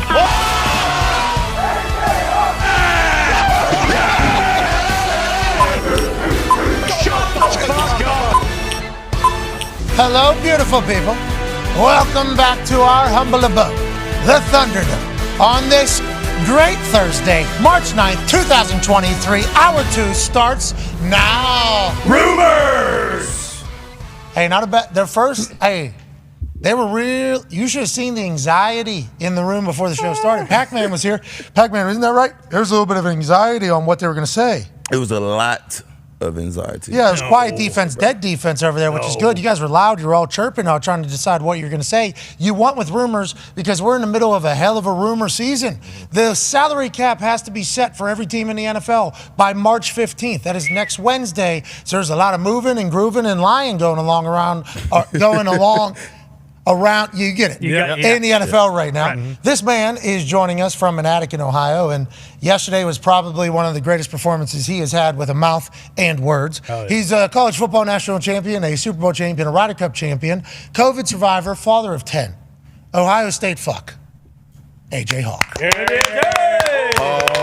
AJ, everybody's lying, dude. That's what Lombardi said. Lombardi said so much there, but it's all very real for the time that we're in right now, and we got to be alert. We got to sniff them out, AJ. Yep. That's what we got to do here. We can't fall for the trap every single year like J.J. Watt basically said that we do. Mm-hmm. J.J. Watt said, hey, listen, if you're hearing something, there's a reason you're hearing something. Mm-hmm. There is lies. There is 100% ability to keep something a secret because he was able to do it. What do you think about that whole thing, AJ, and what do you think happens in the end of it? I think it is. It's definitely possible to keep something under wraps, to keep it a secret until like the last minute, like JJ did. But I think it's very rare. It's tough to do. The more people involved, the tougher it is. So, yeah, I don't know. I don't know who's lying. Okay, let's say with the Lamar situation, who's lying there? Who's putting stuff out there? So Lombardi said that that's all Baltimore putting everything out pretty much because Lamar's not doing any PR. Like he said, another good thing that an agent does is plant stories, which plants narratives. Like, hey, did you hear about this? This team's talking to this. Oh, this team was very interested in this player at this particular time. Remember, their history goes back to this whenever there's leaking information to insiders. And insiders are like, Baltimore and Lamar Jackson have had great chemistry. Like, there's just so many different ways. Part of the game, though. You can understand how that's a big part of the game, though, and how it's a big part of the business. Yeah, like, this is how you drive up interest in clients, how you do. Yeah, like, this happens so much more, I think, than we even know. Yeah, it's business. Like, when you type up a tweet, you know? Sure. That is kind of like a What you're saying? State of the Union, pretty Sure. much. Yeah, exactly. And there are some, stats and analytics in there. Apparently, this is not why I did it. No. But apparently, that does drum up some fucking conversation. Yeah. Absolutely. In a lot of places. Yeah, sweet. At very high places. Quickly. Very quick. Very fast. Had no idea. But it's like, oh, this is like that type of situation, though, So that one, we go ahead and put that in the, for later Remember in that. life. Okay, there's a move. But that's what these agents have. They have agencies. They know every trick in the game. And there's some agencies that are only specific in the NFL. Like, let's say Mulugeta. We bring him up a lot because he was able to negotiate a $230 million guaranteed deal for a quarterback in 2022 that was going through some of the most serious allegations that ended up all getting settled. But everybody has their thoughts still to this day about those very serious allegations going in the middle of it. Biggest deal of all time, dream deal that NFL players have been looking for forever. This has been talked about since the fucking 80s. Yeah. You're talking about like baseball players, guaranteed contracts, NBA players, guaranteed contracts, NFL players. When are we going to get a fucking guaranteed contract? The business minds, when are we going to be able to get this? This dude fucking gets it in the hardest conditions in the history of maybe negotiating. So this dude's a weapon. But this dude, Mulugeta, also has friends that he works alongside that know maybe people at this team or at this team, and they have the exact same operation. It's like there's some negotiations that it would be a bad decision if you didn't hire a fleet to help you get it done, because the amount of money at the end of the day is worth the, there's a bite. Yeah. It's coming out. Still got a lot of fucking apple there. Oh, yeah. You know what I mean? Yeah. There's still a lot of fucking apple there that's hanging out and changing generations and everything like that. So it's an interesting thing with the whole Lamar situation. Well, and look what we just saw with Derek Carr. Like, it was the same thing. Like, there, his agent or whatever, and granted, it's a different situation and it's not as much money, but they were drumming up interest between, like, we heard after the fact, after he signed with the Saints, it was the Saints all along. He wanted to go there. They wanted him, but we were hearing the Jets, he was their number one target. We were hearing Carolina want, he drummed up kind of the same situation where it's like, hey, 3 different teams want me right now, so kind of who's going to give me the best offer? Hey, it's a good spot to be in. Great spot. Absolutely. And it is a great spot to be in. Oh, yeah. 3 teams. Because right now, the best player, the MVP, don't have not one team that's willing to go spend for him as what they're saying, which I think is a lie. Oh, it's all bullshit. Yeah. It's a work. We thought this was a work, AJ, didn't we? We thought there was a chance this was all a work. Yeah, we thought so. Of course, you would like to get if you're Lamar, you want to put out the impression, hey, I have 5 teams bidding on my services, so hey, you better come to the table. Go ahead, Connor. Or even just like a simple little, public State of the Union, like you said. Like, remember Kyler Murray? Kyler Murray's agent, a few days before sent something out via Schefter, and he misspelled Chose's, but he still sent something out to let everyone know, like, hey, this is what Kyler, he loves winning. That was towards the end of the thing, too, wasn't it? Chose's? Chose's, right? So much. Right, and they didn't just say, like, hey, Kyler Murray wants this, he's committed. They legitimately went back, explained the growth of the Arizona Cardinals with how much they've won before he was there and how much they've won since he's been there. And if you were to do that with Lamar, it's been pretty fucking different, because after Flacco, got his massive contract, so that they'll pay the quarterback if he earned it. After they paid Flacco that massive contract, they kind of fell off. And then what do? They said, all right, we got Lamar Jackson. He's one of one. We're going to get 3 tight ends. We're going to make our entire team built around Lamar Jackson. And then now that they're up to this point where it's, pay Lamar Jackson, the guy that you've built your team around, the only reason your team has really been worth a shit, because they were the number 1 seed up until he got hurt. He's the only quarterback, and this happened this year against the Dolphins, to throw for a 75-yard touchdown and rush for a 75-yard touchdown in the same game. So it's like there's no public PR for him, and that's why it feels like, for us talking about it every day, like we said, like riding the wave, there's never going to be a day where we're like, man, Lamar finally came out and he's won this day. It's always going to be the Ravens. Remember, we did this. We did this when the NFL and the NFLPA were negotiating the most recent CBA. Yep. Yes. I actually, there was almost a little shit that got started, actually, because that was like our first dabble. In maybe some, shit. Yeah. Like realizing the show, people listen to it. Because Maziano and others on ESPN every single morning whenever the negotiations were happening between the NFL and the NFLPA, he had information coming to him from clearly the NFL side. Yes. Which is his job, by the way. And if that's the information he's getting, like, it's his duty to fucking say it. And he was saying it every morning, and all you heard people say was, these players are so fucking spoiled. Yeah. These players are what? And we were saying, like, hey, listen, NFLPA, if you have any reason for why you're not accepting, so there has to be some shit that you're saying no to this for. Like, it makes no sense. We were actually saying publicly, like, let us know, okay? We'd appreciate it. And we could hopefully, like, maybe get some of your shit out there. It's a real thing because I don't know if as many teams would be as interested. But if teams start hearing that other teams are interested, right, and then their suspicions were like, yep. Okay, if they're okay, we are. Our fan base is going to go crazy if we don't make an attempt to get this guy. Like, all of that plays a factor. There's a lot of cooking that could happen here, I think. You know what I mean? We still got a lot of days, but there's a lot of cooking that could happen. Pac, how do you feel? I just don't. I agree with what you said, but I just don't figure out how Atlanta is not going crazy right now. Because like Falcons fans? Yeah, because when I went home last night, it was all over my tweet. Like, man, I heard that, I loved it. But coming back, listening to all of this, you got to get somebody in there that can go and play the game, man. Because you look at Ricky Williams, he had fucking Master P. That shit did not work out. And nothing against Master P. No, business. He's getting his business. Yeah, he's great in his business. His business. You get what I'm saying? D-Hop said yesterday, hey, I'm making sure, I hired a guy, I'm making sure. You buy a house, you're going to get like a realist to go through all the fucking papers because they know what it is. Yes. Like there's no bad business in being like, hey, there's only a select amount of people that are really good at doing this type of business, which is what the fucking NFL is. Right. That's me trying to put this brick over here together. I don't know how to put no fucking brick together. Guess what I do? I call a motherfucker who know how to put the brick together.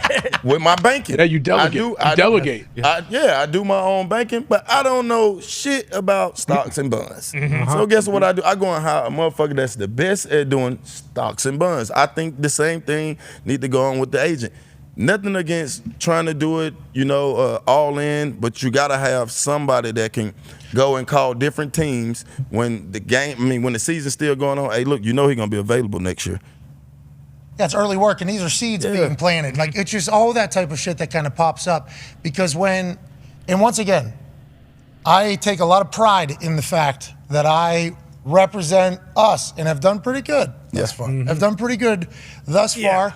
There's been some misses for sure. We've made some places, gone to some things that are like, this one wasn't what we thought. But always very open communication with the people, which is the biggest part of business. And I think that's why I am not able to do every type of business, because you got to have somebody on those phones, like almost. Like that's a massive part of being an agent, is like communicating. Like, hey, this is where we're at. This is what we're thinking. This is what we're doing. You thinking anything? No? Okay, cool. I also got this guy that I do business with. He's thinking this. We're thinking that. You thinking anything? No? Cool. All right, I'll talk to you next week or whatever, man. And then, I got this guy to talk about this.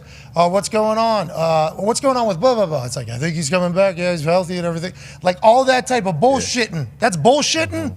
That's like agenting. Yes. That is agenting, And it all kind of comes to a head here in Indianapolis during Combine Week. It's like all of the Zoom calls or the voice memos that are happening or the text messages. All of that comes to like the Combine. There's a lot of shit that's already been boom, boom, boom, already set up to get there. It's a lot of bullshit. I don't like doing the bullshit. I enjoy representing myself. If I had somebody doing the bullshit, or if I did more bullshit, our business would probably look vastly different from a finance to show part of it all. But it's like that's all a part of the NFL and how the NFL does business because shit happens. And I feel like he's missing out. And it's a lot of fucking money. It's a lot of fucking money, man. Well, it's a lot. Yeah, like you said, too. Like, so if he has an agent and then we go back to Atlanta and they're involved, like you don't think Carolina immediately gets involved. It's like, hey, this is a team in our division. We need a quarterback as well. Like we cannot let that happen. Or at least we have to get in the sweepstakes and maybe try to woo him a little bit. Like if you have a guy, I'm not so sure that we wouldn't be hearing 7 to 8 teams that are interested. I'm fascinated by it because we don't even know what this deal is going to look like. No. Lamar might win. Yeah. Right? I mean, there's a chance that all this is bullshit and Lamar and his mom over the next 8 days or however long this is allowed to take place sit back and a $240 million deal comes through. Yeah. And Lamar, just like he did whenever they told him to go play wide receiver, and him and his mom said, nah, I'm going to play quarterback. Just like they had that. There's a chance that could happen. Mm-hmm. There's a chance that could still happen right now, which is awesome to think about. But looking on, I think we're all a little bit weary. Like, this doesn't seem as great as we thought it was going to be. I'm just nervous as hell for him because, like, he's too good of a player to be even have to worry about this. This deal should have been done a whole fucking year ago. Oh, yeah. So, obviously, there's something going on in the room. Yeah, and he's cash in, though, too. You've played football great for a long time. Mm-hmm. You deserve to get generational wealth. Yes. So it is like that thought, too. Like, remember that in the whole thing. Like, there's a chance to make a lot of money. Or Lamar Jackson, everybody loves him. That's why even more so we're asking these questions, because in the community, he's beloved. In Baltimore, he's beloved.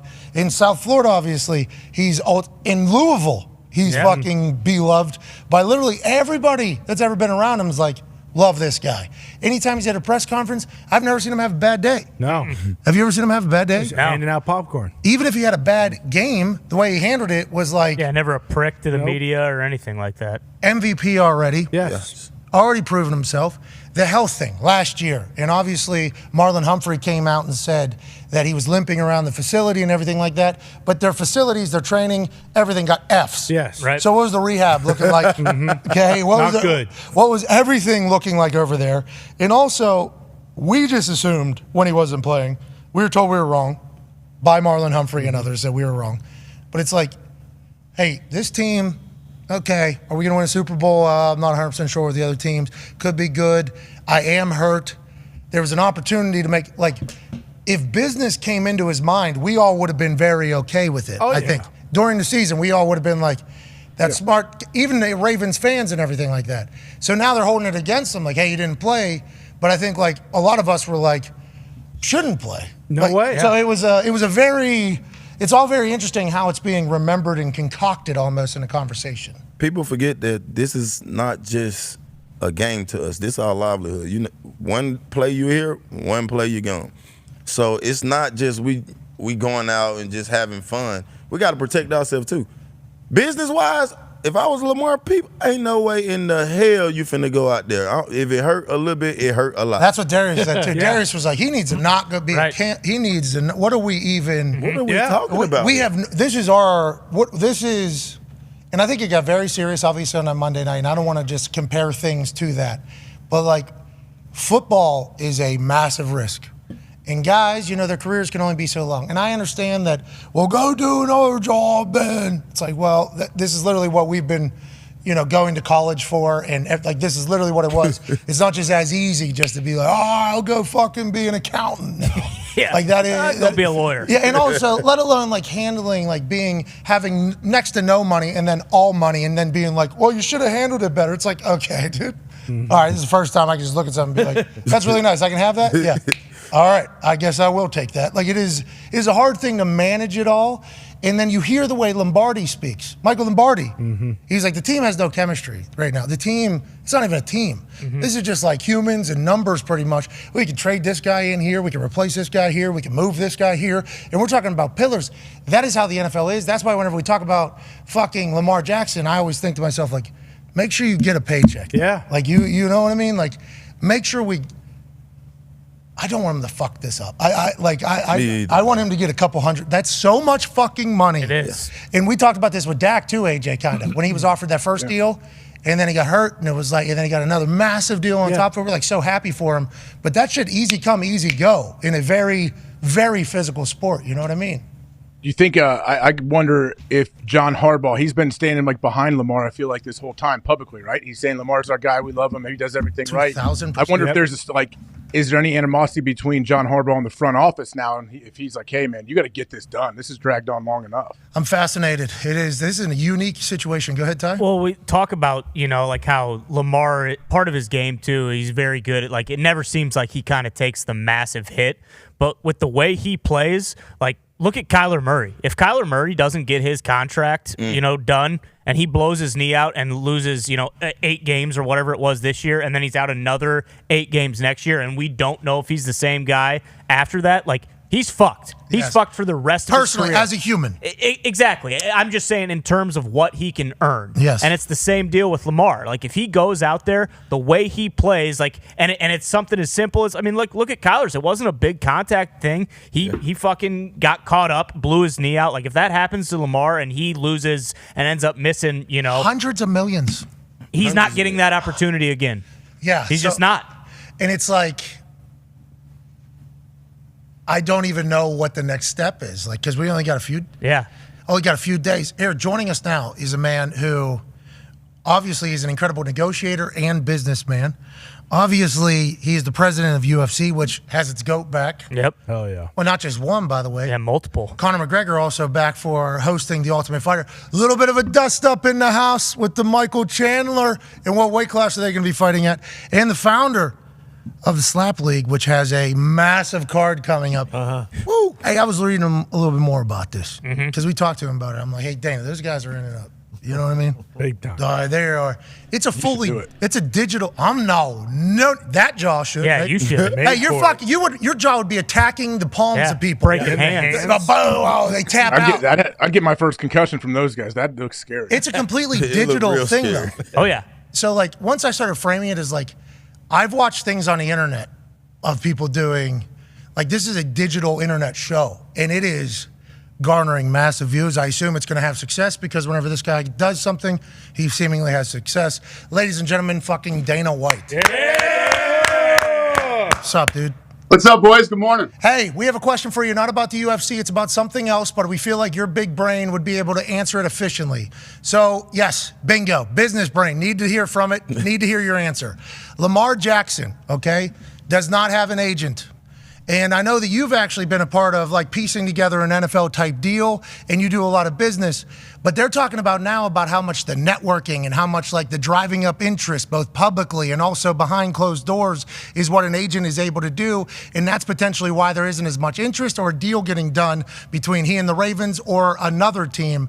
In your experience with dealing with people, and I negotiate my own deals, I take a lot of pride in that. I don't think I would with the fucking NFL, though. It feels like they have their own system. What are your thoughts on guys that represent themselves? How do you go about doing business with them versus somebody who maybe has an agent? And how do you think Lamar kind of could handle this whole situation from the little that you know about it?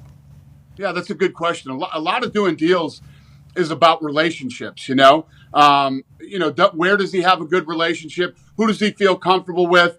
But at the end of the day, he doesn't really need an agent, but he should have a really good lawyer. You got to have a really good lawyer behind you that can actually get in there and do the contract the right way. I know A-Rod, I think A-Rod's last deal that he did with baseball, he did it with Warren Buffett. Called Warren Buffett, and Warren Buffett gave him a ton of advice on how to negotiate his last deal. But yeah, I mean, listen, the one thing that you can tell with the NFL is everybody's hard up for quarterbacks, man.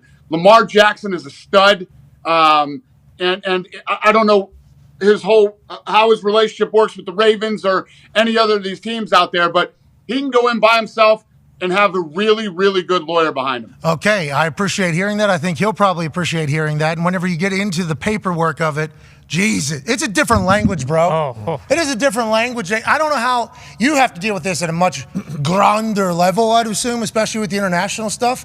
I don't do it. I say I need 3 pages. I don't need the whole thing. It is crazy, some of the stuff that's in there to cover everybody's ass almost. Yeah. Need this because of this. Past fuck-ups have caused this situation. That's never happening again. Boom, boom, boom. It's wild the way some of these are structured, Dana.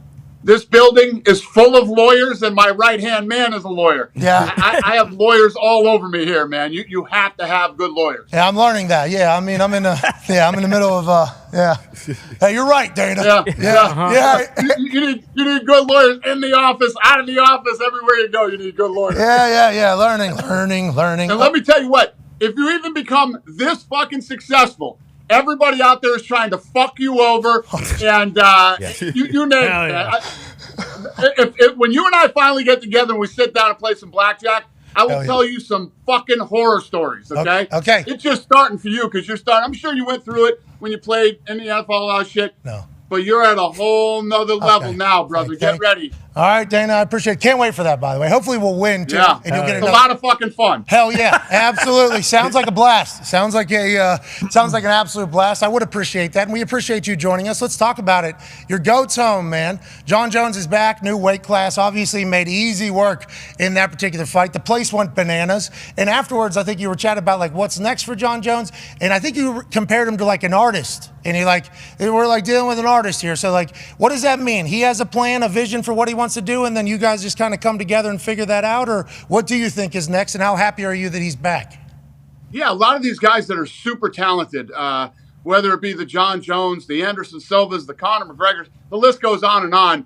You know, there's always they're always unique in their own different ways, and we deal with them in different ways. I think it's one of the things that, you know, as a company we've been really good at, and every deal we've ever tried to get done, we've got done now, with the exception of Fedor and Francis.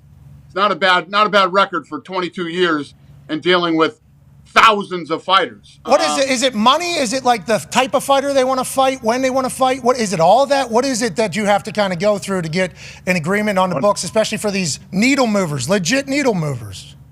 What's hilarious is publicly it always seems like it's about the money, and what's crazy is it's more about the little shit. It's all the little small shit around. The money is always you know, the non-obvious. You guys want more money. The guys who are filming this right now for you want more money. You know, my social media guy is sitting over here wants more. Everybody wants more fucking money. Okay, that's human nature. But when you get to a level of like the Connors and the Jon Joneses and these guys, it's the small shit. It's all the little shit that goes around. You know, they already got Jon Jones hasn't worked. Saturday night was his first time he's worked in 3 years. Okay, so yeah, money is an issue, but you know, he's got some fucking money. Yeah, it's all the other shit that goes with it. That's a non-obvious, and I think it's viewed as a respect part of it all, right? That's where the respect. 100%. Yeah. Go ahead, AJ. Dana, is there any way you could give a couple examples of what some of those small things would be? With you don't have to name fighters, but what are those little things that get hung up on? Oh, it can be from, and this happens all the time with some of these guys. I want the cover of the video game. Why is this guy on the cover of the video game? You know, I want to be able to wear this. I want to be able to do that. It's such small shit but the problem is when you have, you know, if you call us like a league, if you have a league like we have, once you start giving to one, then you have to give to 850. I mean, why does he get to do this and I don't get to do it? Why does he get to do this? And I do that sometimes. I mean, that just happened recently where Conor McGregor was going to coach this season of The Ultimate Fighter. And he's like, yeah, I'll do it, but I'm bringing two guys that I want to make it right onto the show. You know? And then, of course, the fucking media, oh, that's not fair. And fucking, what happened to those guys? Shut the fuck up. It's 30 episodes, 30 seasons of this thing, okay? I've given a lot of opportunities. Exactly. Yeah. So we'll take care of the guys that aren't on it, and this is what Conor wants. We'll give it to him. You know, just those are just a couple of ideas. It could be video games, merchandise. I want to walk out. I want my flag. I want to do this. It's a laundry list of small shit. Well, it's a solo sport too. So and if they're on the cover, that's better for business. That means more people see them. That's like everybody's trying to get to that as quick as possible because they don't know how long they'll have. You having to make that decision is fucking terrible. Yeah. Hey, I do not envy that decision at all for you. That's a 0 win. You got a lot of dogs over there. Let's talk about Conor McGregor coming back. The Ultimate Fighter. How many seasons is that? I just said 30. Is that right? Yeah, we're on 31. Wow. Bro, you ever look up other TV people and how many seasons their shit has lasted and anything like that? Yeah, I think the record is fuck's that show? Survivor. I think Survivor has the most. Are you gonna go get them? Are you gonna go get their fucking ass? Huh? Do you think? I don't know, man. We'll see. That thing's still going. We'll see. The Ultimate Fighter Ultimate Fighter is still very relevant. Yes. One of the things that you notice, it happened. The Ultimate Fighter were on our 31st season. We just did a season of Power Slap, which the same thing happened. The best always rise to the top. And me and my partner Craig Pelagian did a show called The Ultimate Surfer that was on ABC. What? The guy who won The Ultimate Surfer won the U.S. Open of surfing. So when you do this style of competition, it's fascinating because the best always rise to the top. Yeah, and you find them and you get to learn about them. I assume you're learning about a lot of these fucking people as they're coming through the Ultimate Fighter, as you're trying to build your business as well. It's almost like I don't want to say a college, but like a feeder system for the UFC, and it's all this talent. It's top-end talent. This year, with Conor McGregor and Mike Chandler in their inevitable fight, that's going to be at what weight class? Are they going 235? What is the what weight class they're going to? No, those guys are 55-pounders, but we don't know what we're going to do yet. We're still working on that and figuring that out. What is There's that? a lot of work to do on the Conor fight still. Okay, so that is not a guarantee. I thought that was like assumed whenever the Ultimate Fighter started. Yeah. No, they're going to fight. When isn't guaranteed. Okay. When? What weight class? What are these guys doing? You know, Conor's filming this season of The Ultimate Fighter with Chandler, but Conor's still coming back from that shin break. So, you know, there's still a lot of questions and ifs, and we don't have answers yet. And you know, and so does Conor, right? Conor knows, and you know, that if he's doing something, all eyes are on it. Yeah. What an enigma this guy is, huh? What an absolute phenom. This guy, everybody, he walks into a room, every human just goes, what the fuck is that? What, you know what I mean? Everybody is fascinated by it. He's taken over globally because who he is. So he knows that business-wise. He's a good businessman. Obviously, we've seen him with the Proper 12 and everything else he's gotten into. So you having to deal with that entire thing while putting the fight together with expectations on there, that's a fun thing to think about for your life. That's really but he's a great partner. Conor is a great partner to work with. Conor and I have never had a problem. You think about this kid went from nobody knew who he was to one of the biggest superstars in all of sports. You've never seen any real public blowouts with me and him. We've never had, because a lot of times when you get to that level of fame and money, it fucks everything up, right? That's never happened with me and Conor. We've always been solid. He's a good businessman. He's a smart kid. He knows what he's doing. That boxing expose with Floyd, I think, proved that because you there, him there. He obviously benefited from that incredibly. I would assume that you would as well. As a fan, as a person that watches the fights, but not like, I don't understand what the fuck's going on over there. I rolled one time, tapped out, 3 times in 1 minute. That's right. The motherfucker had both my arms, Dana. I tapped out both arms that were going to break in there. As I watch it, it's like Conor getting back in there, John Jones back in there, like Sugar Sean, what he's doing. Like you have hey, let's go. This is a good time. And then now you're starting the slap league, which I think Pac-Man has a question about for sure. This is a 2-part question, Danny. First and foremost, Ronda Rousey is 36. She look amazing. I seen her working out. Is there any chance that she might come back on the fight? And I see Conor McGregor. I know he coming back off the shin, but he's one tough son of a bitch. Is there any chance that he might smack the shit out of somebody? that who might come back to fight? Conor. Well, Ronda Rousey to fight at 36 because I seen her working out. She looked good. I'm talking about cage fighting. And then I wanted to know, since McGregor coming off the shin thing, would he be willing to smack the shit out of somebody on that smack? Is he going to be back too, you think? Obviously. So Ronda Rousey achieved everything you could possibly achieve in MMA. She took the sport to a whole nother level, especially with women. And, she made a lot of money. And she did very well for herself. Then she went on to the WWE. She's killing it over there. She's got lots of sponsors and everything else. She's married. She has babies. She'll never come back to the UFC, but she'll never be forgotten for what she contributed to the UFC. Conor McGregor is definitely coming back. We're just trying to figure this, like I said earlier, all the weight class to this, to that. We'll have that figured out in the next couple months. Okay, couple months. All right, so we're not worried about that. Neither side seems to be worried about it. Both sides understand what is being projected and expected, and nobody's worried about it over a couple-month period. Okay, good news. Let's talk about this slap league, dude. I was just going, you remember you were at Radio Row, and I was like, hey, Dana, I'm watching these people. Boom. And then I think about your program. You're on Rumble, obviously. You're available on Apple TV. You're on Fight TV. You're like this is a digital show. First fully almost digital sport that is taking place. And since the beginning of the internet, people getting in slap has been very successful. Oh, yeah. Very, very successful. How have you experienced slap and its growth? And has there been a lot of you told us at Radio Row, the same shit that was being said about the UFC 20 years ago? Has that continued? And have you experienced the same path still? Deja vu. It's like deja vu, exactly like the UFC when we first started it, except more media is actually covering this than covered the UFC. And it doesn't matter whether it's good or bad.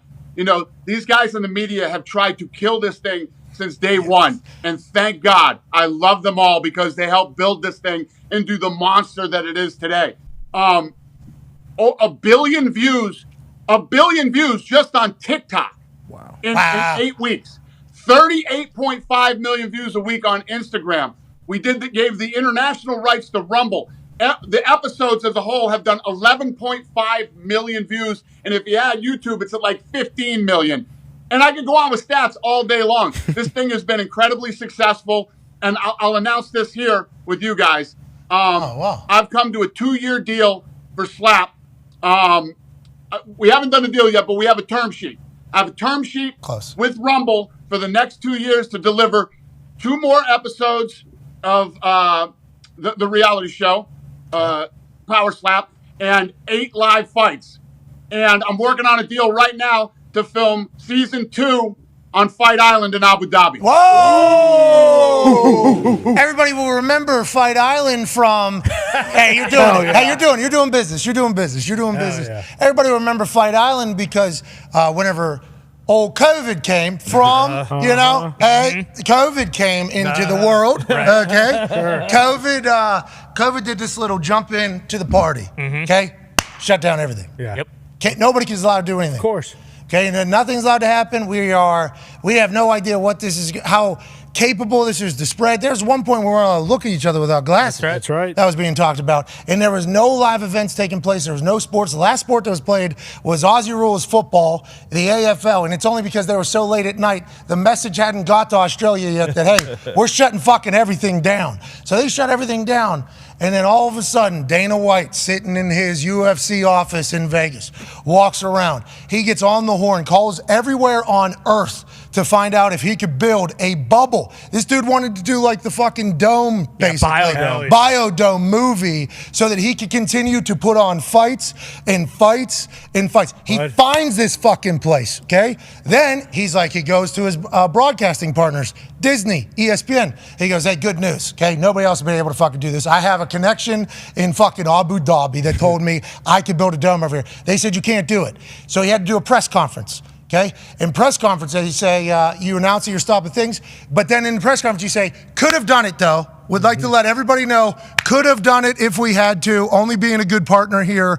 And then we learn slowly of fucking Fight Island. And then there's an event at Fight Island. And then we're like, holy shit, this dude literally went to the other side of Earth and created a fight heaven, it seems like. And now you're gonna try to use it more? Congrats to you, and I know that's something you're very proud of, I would assume. Yeah, thank you. And what was crazy is while we were trying to find solutions to do that, I didn't really tell the media too much because they're a bunch of scumbags. Jesus. And basically what would happen is every time I would, announce something, these pieces of shit would literally reach out and try to get this shit canceled. So I got to a point where it's like, you know what? I'm not telling these fucking people anything. They're on a need-to-know basis. When I need them to know, that's when they'll fucking know. Jesus. It's the same thing with Slap. If you look at what all these fucking scumbags have been writing and doing for the last 8 weeks, they have helped me build this thing into a fucking machine. You know what I mean? And right now, it's like yesterday I announced at the press conference, we've received approval from 5 states to hold Slap events. There's an additional 5 states where Slap's going to be supported by the commission and being added to an agenda. And then there's an additional 6 states where Slap is being discussed for approval by the legislation. I didn't name one state because every fucking scumbag in the media would have been on the phone trying to call these states going, what are you doing? This is horrible. This is disgusting. You know what I mean? And what I'm going to continue to do is build this thing and grow it and shove it right up all their fucking ass.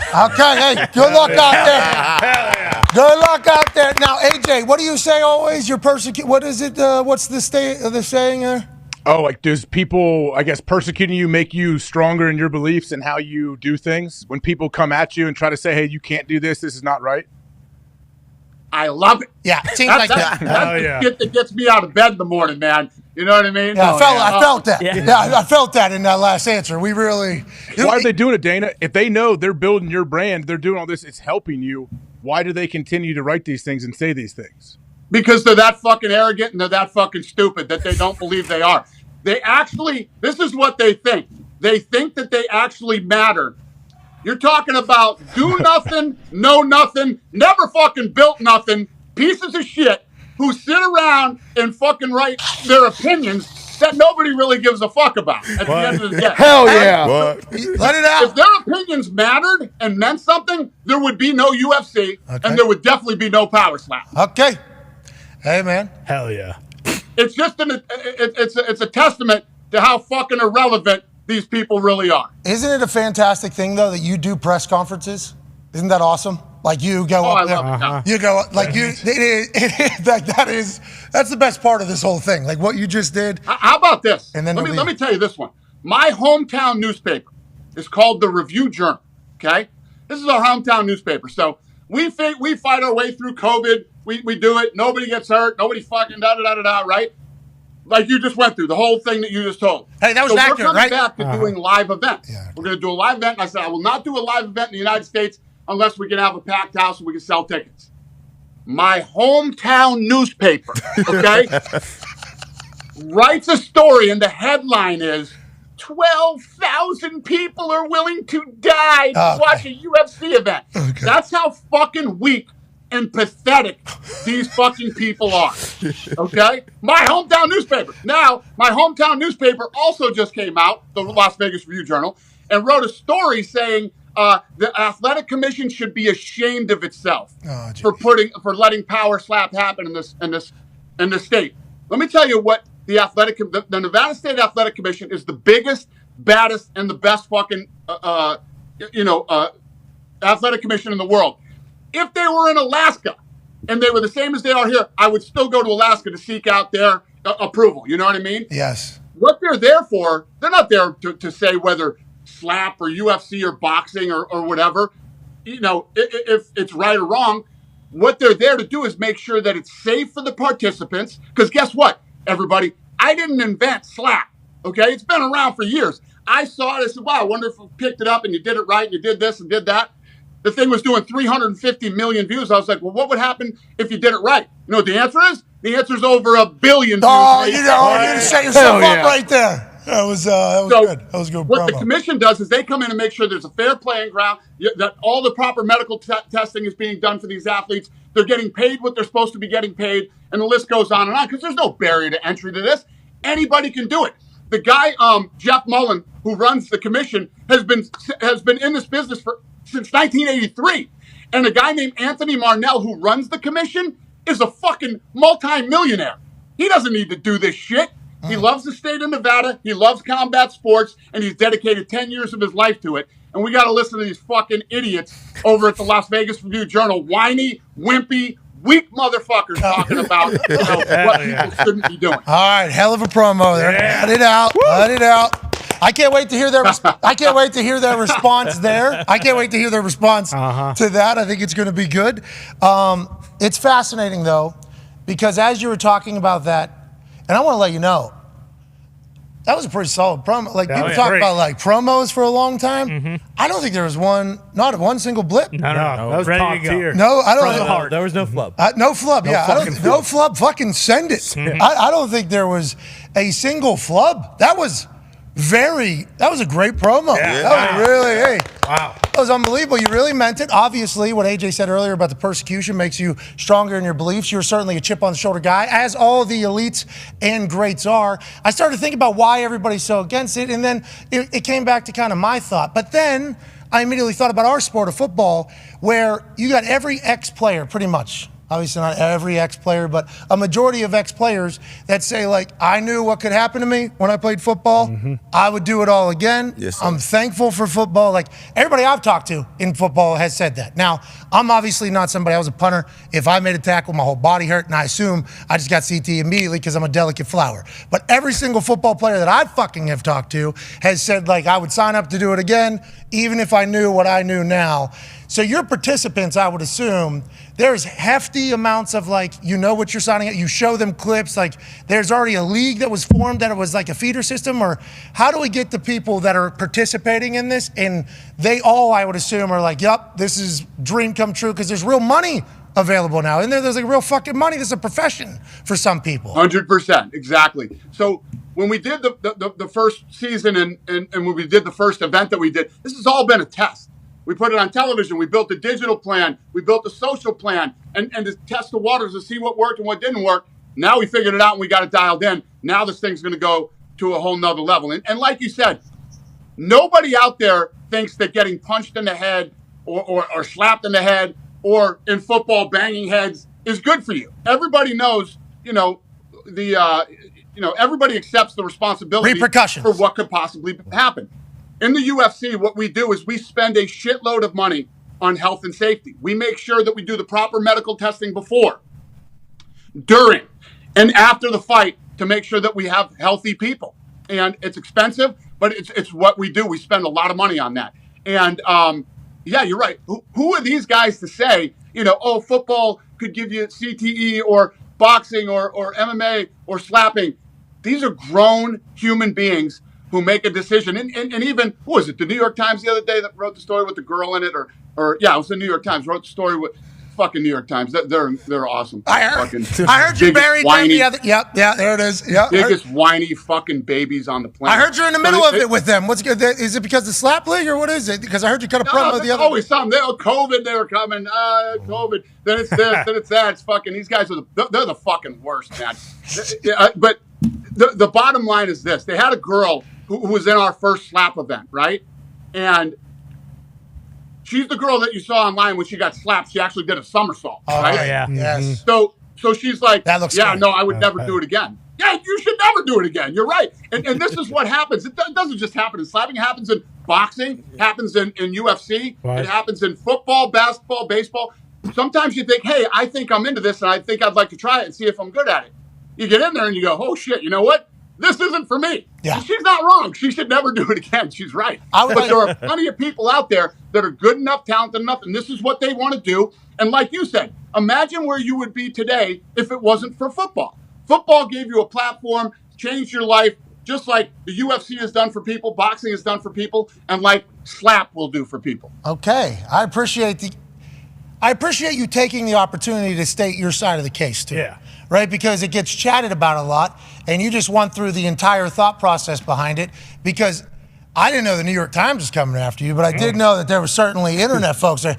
The New York Times, they're a big deal, aren't they? Oh, yeah. We need them to remain a big deal, by the way, for what's... There are publications that came after us that would never cover slap in a million years. You know what I mean? And that's what I'm talking about, why, over the last 8 weeks, all the press has been good press. It's all good. It helped build this thing to where it is today, and it got us to an incredible 2-year deal, and here we go.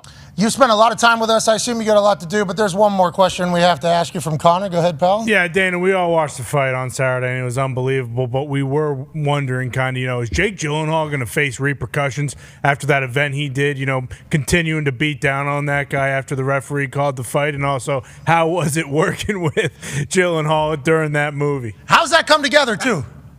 Absolutely. He's going to have to go before the Nevada State Athletic Commission, and he's probably going to get suspended, and that's hilarious. Probably why he's going to be How'd that come together, though? They pitch you. There has to be some sort of deal, because I saw Joe wasn't a part of it. They had the side shot. It was Anik, Cormier, and Megan, I believe. Yes, them three. Joe was not a part of it on the side. So I was like, ooh, that means, in my mind, Joe was potentially approached and said, nah, not for me, dog, which I appreciate the fact that he did that. How does that all come together? Is that a negotiation? Yeah. So what happened is Joel Silver is a legendary producer in Hollywood, and he wanted to remake, Roadhouse. So he had this whole UFC thing that he wanted to integrate into it, and we're tight with him. I'm close to him, and so is Ari. And, he approached us, and we said, yeah, we would do it with him. I don't know if Rogan was approached to be a part of it or how that all worked out. I don't know. Joe does Joe. He does his own thing. Very well. Joe, we're all watching 100%. Joe. Yeah, we're all watching Joe going, keep going, Joe. Come on, Joe. Joe, go get more money, Joe. I love what you're doing, Joe. We love Joe Rogan over here. Another person we love on the internet before we let you go.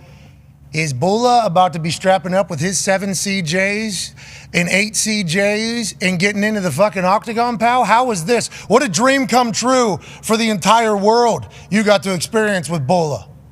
Yeah. We've had some fun with him, man. It's awesome. He's actually in town for Power Slap. He's going to Power Slap on Saturday. Are you having him? Is he working there or just fan? No, he's just coming to watch. Yeah, and he spent this entire week doing crazy shit with the Nelk boys. So yeah, he's out here having a blast. All right. Well, good luck this weekend. Good luck with the rest of it. Thank you so much for your time. We appreciate you.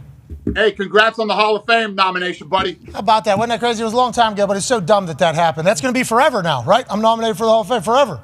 Forever. What a joke, dude. All right, we appreciate you, Dana White. Yeah. I mean, I think he had some stuff he wanted to say. Yeah. I mean, that promo was... Yeah. Pew, pew, pew. Yeah. Talk about shots. Hey, that was... Explosives. What? He, not a flub. No. He ripped it. And then we moved. We were at a different portion, I thought. And he said, wait a minute, actually. Yep. Bang.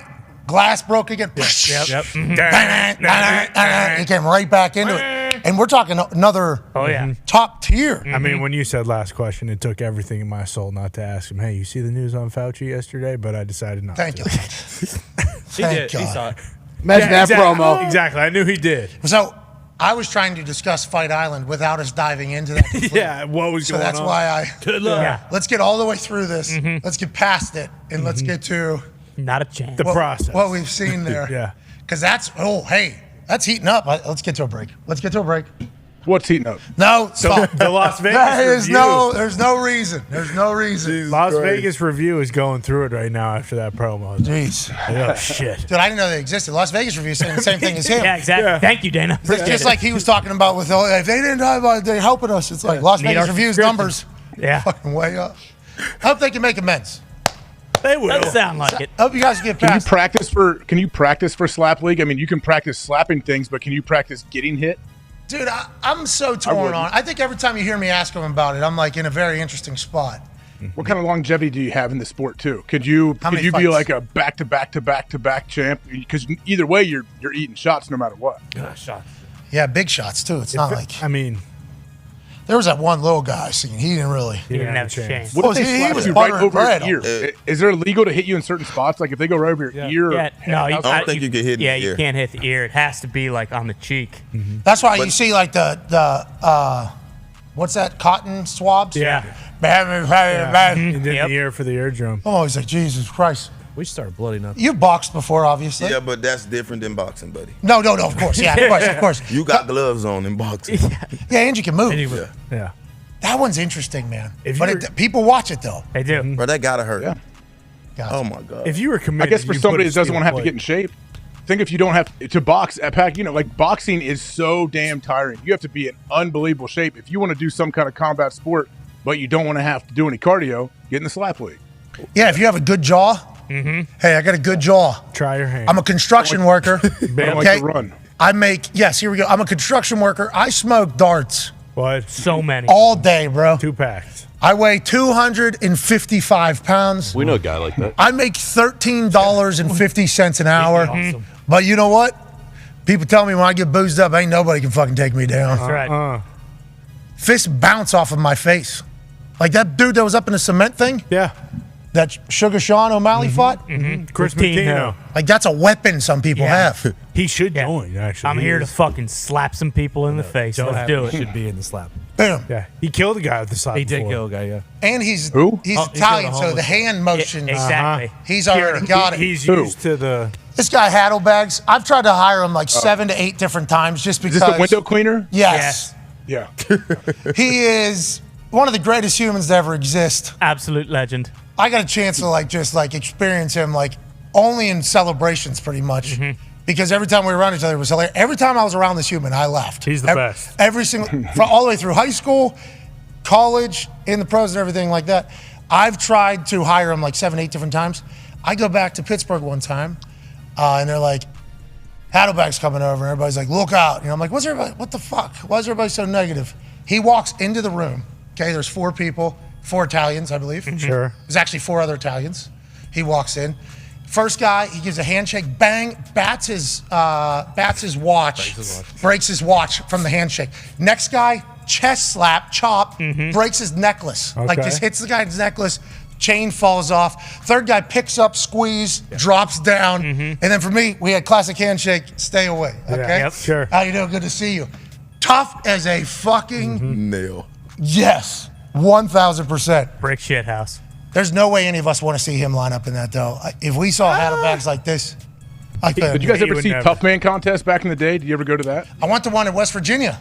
I've been to Tough Man contest. Yeah. Those were awesome. Hare Arena, Dayton, Ohio. Hare Arena. I grew up middle school, high school going to that stuff. That was where Butterbean was the guy. I was going to say, what is that? Butterbean was the champion. It's like no, randoms come fight. They let randoms come and they box each other. but that's how Butterbean became who he was. It's like normally in very small towns out in the rough and rowdy kind of. Yeah, sure. Kind of has kind of taken that particular spot.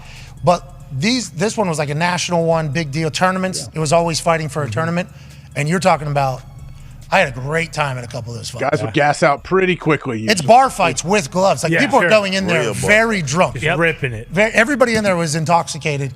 And then it was like, come in the ring. And this guy and his friends would literally be just standing going crazy. Some of them wearing like jeans or jean shorts. Boots. I saw fucking boots. Yeah, I saw fucking boots and jean shorts coming in with a belt buckle. And then obviously just coming in incredibly intoxicated. Ready to fucking go to war. Ready to just turn the lights off. Here I am. Ooh, raw. I am going this way. And then there'll be some like talented fighters. And every once in a while, those boots and jorts and those belt buckles that came in there drunk, they didn't know there was a ringer that was trying to win the tournament that was like $1,500 or something like that. And you've seen some people. Nighty night. Out of the ring. I've seen a fucker out of the ring, boots flying. You fought in Rough and Rowdy twice. Yeah, I fought in Rough and Rowdy twice. You fought like the guy in Rough and Rowdy. Yeah, I did. First fight, I think I won. Second fight, he whooped my ass. I wasn't in shape. No excuses. He was the better man on that day. Hey, you were working out though, weren't you? A little bit too late though. I'm always in shape, but in boxing, you gotta be really in shape. Ain't none of that bullshit like, oh yeah, I'm gonna go work out for an hour. No. Because 3 minutes is like working out for 5 hours. Jesus. Well, I mean, he's going to find out today. Yeah, I'm putting him in the Oculus, AJ. Oh, all right, okay. I'm putting him in the Oculus arena. He has not. He said he's never done it, right? That's never done it. Good workout. It's a workout. Yeah, that's legit. So I'm like wondering also like how good are those fake humans in there? Yep. Because there's different levels. You've boxed. You've had good showings while you were boxing. I'd like to see what you do to these fucking fake humans in the Oculus. See if the hands. Heck, I drop them. All of them. I'm sure I ain't gonna have no problem with dropping. Well, you don't know. A lot of people have struggled. For real? Yeah. Legit. People win by like points. You know, you gotta actually like box these fucking things. Like you gotta. They have hands too, and they're always on top of you. I fucking started doing it in here. I got a full ring. You know, my Oculus arena is huge, and I'm like moving, and these things are just right on. They don't got legs, just like they're right on. Upper body. God damn. In your grill. You know what I mean? They're in there. Like, get away from me, dude. I would like to see how you do. I assume you'll drop somebody. No, I'm gonna drop them. Okay, but if you, I sure hope. You have to. Foxy, you started dropping guys, right, at some point? Oh, yeah. It took me a little bit, though. It is tough. And it's a fucking huge workout. Yeah, but he's actually training for boxing. True. I've been there. Oculus boxing might be your thing. You don't have to worry about getting punched in the face at all. Nope. There's no thought, I'm going to get punched in the face. Yeah, just hands. None, because you got those glasses on. You're in a good spot. That's awesome. It's a fake human at the end of the day. All right, we're back in 5 minutes with it. I'm sure it's going to be a great hour 3. Hell yeah. Has anything happened in any front in the NFL today since we've been live? Not really. I don't think so, actually. Fight on the front. Couple solid combos there with Dana and Lombardi. Von Miller here in about 17 minutes. Here we go. That should be good. I cannot wait for that. Be a friend, tell a friend, take fight.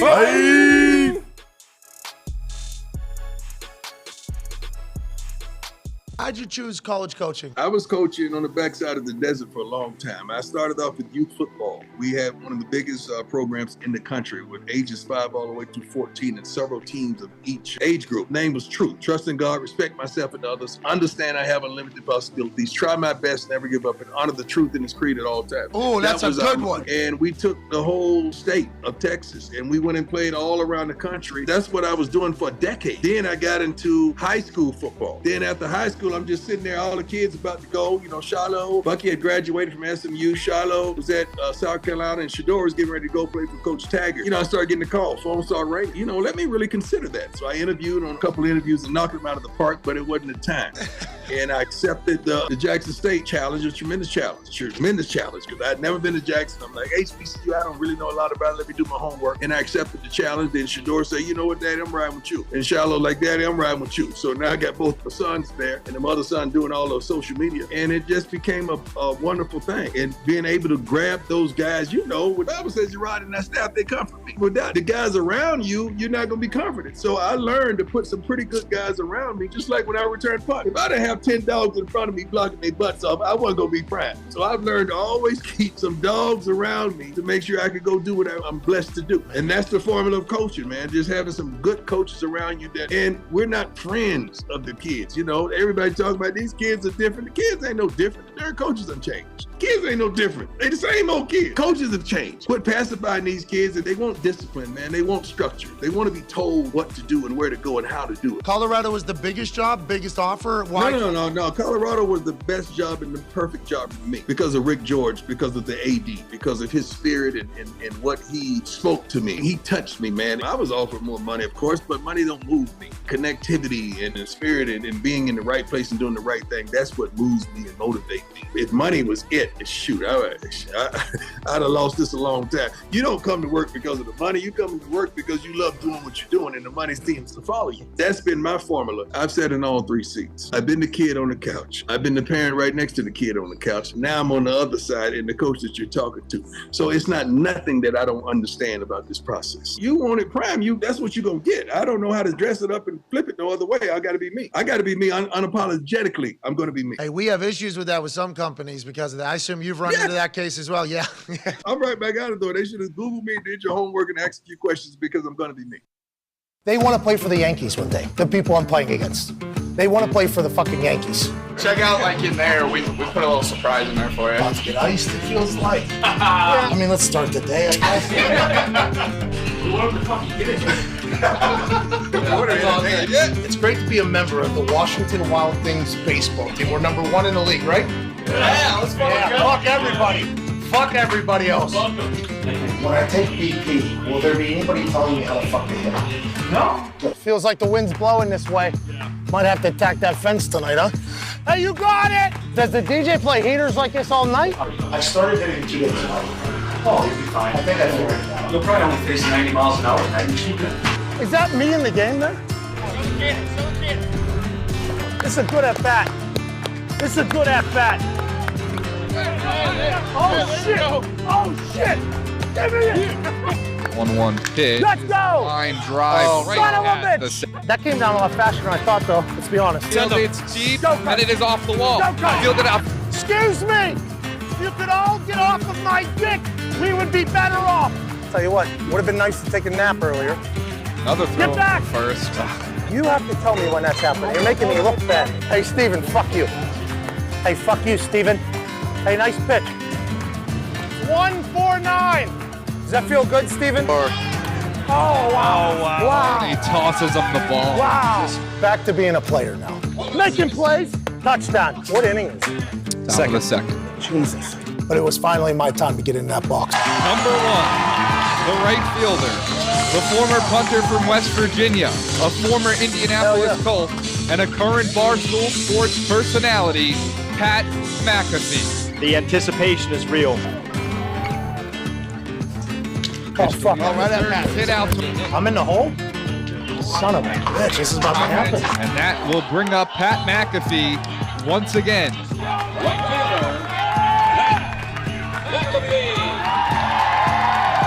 First pitch from Reynaldo Lopez, swing and a miss by McAfee. Hey! What was that? And the catcher goes, I had to give you one. Looked off speed. What was that? Then I look at the pitcher, and he's smiling. He's like laughing, like he's toying with me like I'm a child. It all comes down to this. My last at-bat. Hey, I'm gonna get on. You bring me home. This is your life on the line, fucker. Let me tell you something. You're going to take an L, okay? You're going to take one. So I think that the close your eyes and swing method is perfect for you. Oh, this is hardball. Oh, yeah. Oh, my God. Oh, my God. Jesus. You have no prayer. All batting. Number 1, right fielder, Pat McAfee.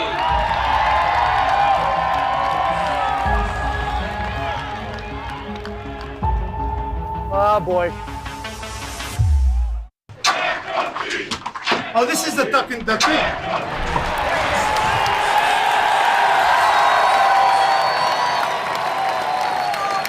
Let's go!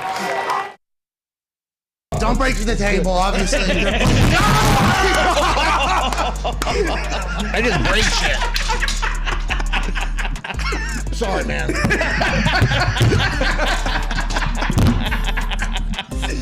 Somebody came sprinting behind the barrier and tried to spear him. I fucking dare somebody. Oh, no!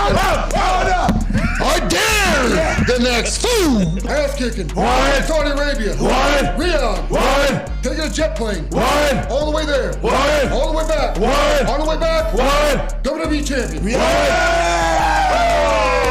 Hey, you Hell yeah!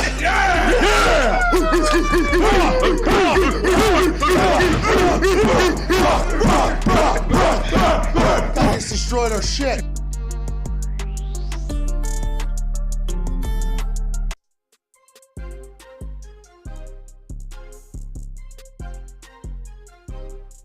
Hey, What? let's go! This show fucking stinks, and the fact that you listen, we are very, very thankful for it. AJ, never cease to amaze me with your toxicity, pal. You got a couple of these? God damn it! What the fuck are you doing? Boston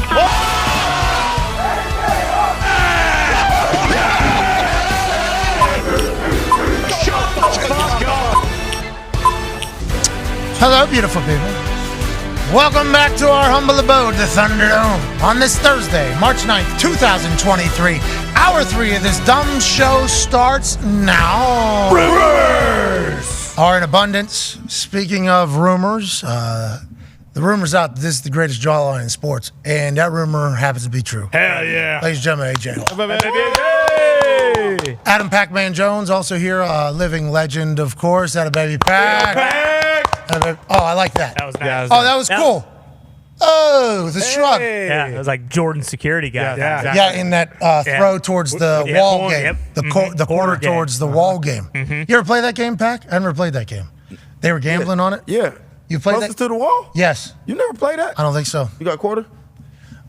I don't know if anybody has my change car, anymore. yeah, It's couple 2023. I got two in my Are you car. solid at it, you're saying? It sounds like you're solid at I'm pretty, anything that come with competing, I'm pretty solid at, but definitely with gambling. Like this is a childhood neighborhood game. Yeah, I understand. Gambling, I'm all in on the gambling as well. I will pick up some dice and be very comfortable in any conversation. When I saw that old court, that never crossed my life, ever. Seems like one you could get good at, though. Yeah, this was the first game we played because, we ain't had too many dollars growing up, but we had a pocket full of change. Man, you can make probably about $5, $10 when Hey, that's a lot there. That was a lot of money back Technique, then, there is a technique. Yeah, technique, not too high, not too hard. So that guy beating Michael Jordan at that game, actual impression. John He should have Wozniak been. was a fucking beast in the game, though. Beating the greatest of all time with touch, right? I mean, Michael Jordan, pretty good touch. I don't know what happens with the golf game. Is he a good golfer? I think he's pretty good. So I actually just read something that in the Grove 23, the course that he built, he set it up so that pros go out there and it's incredibly difficult. It's tailored to his game. So the farther you drive, the skinnier the fairway gets, and he's got a bunch of bunkers set up. So Genius. That, so these pros will come out here and he'll just take money off him because the fairway plays to his natural swing path That's and MJ, stuff baby. too. Hey, that's such a gambler. Yeah, hilarious. Okay, what am I going to do? Well, I'm going to build a really nice course that everybody's going to want to play. How's this course going to set up? Well, in my I'm going to vision, shoot of course. 65 every day. I slice a little Of left. course. And he speed walks the whole thing, too. Good for him. We have Von Miller joining us in a few minutes. It's not speedwalk. They all have golf carts, I do believe. Oh, yeah. See, I've heard the system before. Maybe not this Very new. fast. It is. They get 18 holes in they play quick. 65 minutes or something like that. They play real quick. I had a chance to chill with Lawrence Taylor and watch him one time while him and Jordan was playing. It was real quick. I'm talking about. You're in the cart? Yeah. Okay. Yeah. Are you driving with your left foot at any times, or No. are you just sitting there? No, just was an honor to watch. I understand. Are they playing music? yeah. They playing music? Yeah. Who's controlling the music? It's two different carts, so. Oh, Bluetooth in through the cart, obviously. Those carts are nice. Those carts are really nice. You were controlling the music? No. Well, I'll tell you what, if you do, play playoff. Hey, how about his song? Yeah, it was a banger. Hey, we were banging his song through the Thunderdome yesterday. It's good. Banger. Yeah. Oh yeah. When did that come out? I released that the week before playoffs, the week of playoffs, that Tuesday. I think it did pretty. So what'd you Where say? did you record it? Fuck it. I'm gonna put out a song. And where did you record it? Good question, AJ. I was just like, fuck it. I'm gonna put a song. Put a song out. But you went all in. Meditation. Yeah. There's a great song. Where'd you record it at? I recorded at home in Cincinnati. Probably took me 3 hours to do the song. How many songs do you have out? Because Pat got the pack. I only got 2 out, but I got some I'm dropping probably in the next couple months. Just a little something, all positive. You know what I mean? Talking about a lot of weed though. Lot of smoke. A lot of smoke. A lot of smoke. So they say athletes want to be rappers, rappers want to be athletes. Have you always wanted to be a rapper, or have you grown up around so many rappers, you're like, I can rap as well? How's it going? I'm an entertainer, Pat. Like, I don't classify myself as a rapper. Boom. I'm It's one of definitely the not buckets. a rapper. I'm too old to be a rapper. Well, I guess not. I'm about to be 40.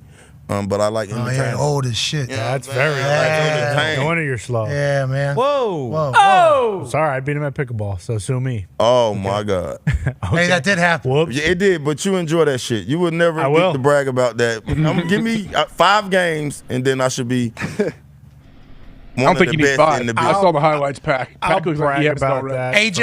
AJ, it was hysterical. I assume you expected to This say is my first time playing Well, AJ. he said Pack obviously is very athletic, but also he said he plays ping pong too. I'm like, oh, it's a lock. Pack might go to number 1. That is the ultimate question. He holds the paddle too, fucking like a ping pong paddle. As soon as he picked it up, I'm like, oh, I've played against you before. We got a lot of topspin coming. Okay, we got a lot of topspin coming. I've played you in ping pong. I think that's the real question. Are you an athlete? Yes. Have you played ping pong before? And do you understand like strategy kind of ping pong? And if that's 2 yeses, it's like pickleball is gonna be good. You picked it up very quick. AJ. Oh, yeah. very very quick. Well, I believe the definition of an athlete is the ability to pick up and play any sport and be pretty good at it, no matter what it might be. Okay, let's see him throw something. Any kind of activity, throw something. If we're shooting, whatever it is, if you're an athlete, you can be all right at pretty much anything. I feel like eventually. Pac-Man, he did get better each game. Yeah, definitely an athlete. By the end of it, he was much starting closer. to figure it out. You were starting to aim and shape some shit. Same thing I do when I pick my wife. I make sure she can jump, run. You know, some people just looking at face. I want to know, can you fucking run to this wall and touch this wall? Hell yeah. I want to know, can you step down without tripping over? Because I want kids. And, of course, I want studs. Hey, hold on. Oh, is it 5th grader? We got a 5th grader coming up that's just about to go, right? Oh. I mean, you run a 4.28. It's hilarious to think about that one of the greatest athletes of all time is actually like, hey, there's something here that I have that we should think about taking advantage of. And then also you coaching, right? Aren't you like very involved in all the speed process? I mean, the amount of tape I've seen of your kids running on your Instagram you're in, like you are fully committed to this. And it's like, it's a massive ordeal. It feels like in your house is being faster than every other motherfucker around. I also heard Junior is going to be a problem too. Yeah, Good hell yeah. backstep already, I heard. Yeah. You can't coach speed. I don't think my son is gonna be probably over 6 feet, but he's gonna be really fast. Like we work, bro. Like we got 50 yards of endo space, endo turf, and I just try to teach him work ethic now. You know, he young now. He 5. His brothers them are a lot older, but they know. Hey, 6:30. Let's go and get this work in. Take the shower. Let's go to school. Come back home. Do our homework. Let's eat. We're gonna get a quick little workout or a stretch or some kind of a core workout before we go to sleep. So I'm teaching them now. So when you get older, this is just a routine. AJ, this is like when we talk about the generational player. Like if I can sign somebody whose dad was in the NFL or something like that, and they grow up and they know what it takes to become something, it's like, what an advantage. Could you think about how fucking fast these kids are, AJ? They're going to be racing against your kids in that state of Ohio. Uh-oh. Good luck, Oh yeah, Axel. there's something. Yeah, I mean, genetics are definitely a thing. If your parents are both very athletic, it's no guarantee, but there's a good chance that kid's going to be pretty fast. Well, you can also learn things. You learn a lot of things that are certainly. And they're watching, like they watch their dad, they watch Packer, they watch like their parents do stuff and how they carry themselves and how they work. That's the biggest thing I think kids will remember. What the fuck is going on over here? Joey Porter Jr. needs to come home. Oh, my God. This is how you're piecing it together, huh? Yeah. He needs to come home, okay? Joey Porter Jr. out of Penn State, a corner. He doesn't have any choice. What's that, pal? He doesn't have a choice. He's got to get drafted. Everyone has a choice. Come home. It did sound like Lombardi was saying that with the franchise tag. Oh, yeah. It's like, no, that's only 2 ones in play. If he doesn't sign the tender, if he signs the tender, then it's just a trade. Basically, just a basic trade. Yeah. It's like, damn, I did not know that was the case. Now, there is a deadline whenever you are tagged that you can no longer negotiate a long-term deal with your team. So my deadline came and went real quick with no conversation. I was like, all right. And then it doesn't open back up again until all the way at the end of the season. So I guess the timeline for this would be up until about training camp. Is that what it feels like we have? Isn't it July 15th or 17th? They have until they can come up to with the long-term deal. Yeah. Okay, so that's it right there. So a lot of time. We're gonna hear so much bullshit, aren't we? Oh yeah. Well, especially with the draft. Like if one of these teams that we're talking about, like the Panthers or the Falcons, don't end up trading up, or they get the short end of the stick and they don't get a quarterback in the draft, then you have to assume then they're gonna say, okay, never mind, we have to go all in for Lamar. I'm excited to see what takes place. I hope he gets a couple $100 million because that is life-changing money. He should. We should. Yeah. You should get a payday. Hey, Pat, if you're not drafted in the top 10, would you want to be drafted in the first round, though, now? If you drafted in the first round, I'm just sitting here thinking about this shit. Money, guaranteed money is much different. Is it 5 years now or 4 at first? If You're in saying, the no, top you're 10, talking about the locked in for 5? Yeah, you locked in for 5 when you can be a, second or third? What, the third round picks, they got 2 years and they can go right back to the table? So I think the big indicator here, though, is if you're good or not. Because a lot of people get drafted in the first round and they do not make it, and we never talk about it because only the bangers survive. Yeah. Right? Yep. So that was, if you're going to be a guy, you're saying, do you want to be forced to be in with the much less signing bonus you get when you're drafted? Do you want to lose that on the back end for that 5th year is what you're bringing up? That's a good point. I think it's a great. T. Higgins back up at the plate right now. Yeah. Yeah. It's going to take Lamar being the bingo, nothing against that, but he's going to get franchised until they can figure it out. You talking about Burrow? I'm going to say, not Burrow. Lamar? Chase. Jamar. I'm talking about Chase. Wide receiver. Yeah. Like, they going to franchise him because they got to pay Burrow. They know that. 300, whatever that is. So but that- I'm just speaking, like, Higgs already back up to the plate after 2 years. He going to have to wait 7 years to play up under that. It's crazy to think about because, like, Lamar, though, our just natural thought was going into last year, we're like, he's got 3 years left with the Ravens because he's got this year, then he's got franchise tag, and then he's got the franchise tag. And we thought that was why Baltimore wasn't able to get a deal done or didn't want to get a deal done because instead of investing $250 million, it'd only be like $115 million over the next 3 years. And it's kind of incentive based. Like you make it to year 2, we'll franchise tag you again. It'll go up 15%. It's almost like we thought that's how they were going to view it as a contract, 3 years. But to your point, like having a chance to have a market to decide how much you're going to get paid is certainly a dream. And from what Lombardi said, that should be happening right now if all the calls are being made, right? AJ, is that kind of, did you listen to what all Lombo said? Yeah, it does seem, yeah. I just wonder, did the Ravens know by putting the non-exclusive deal on him that he wouldn't get all the suitors that he may have thought he was going to get? And is he getting all the suitors we thought he was going to get? Like, we don't really know. We have no idea. You're right.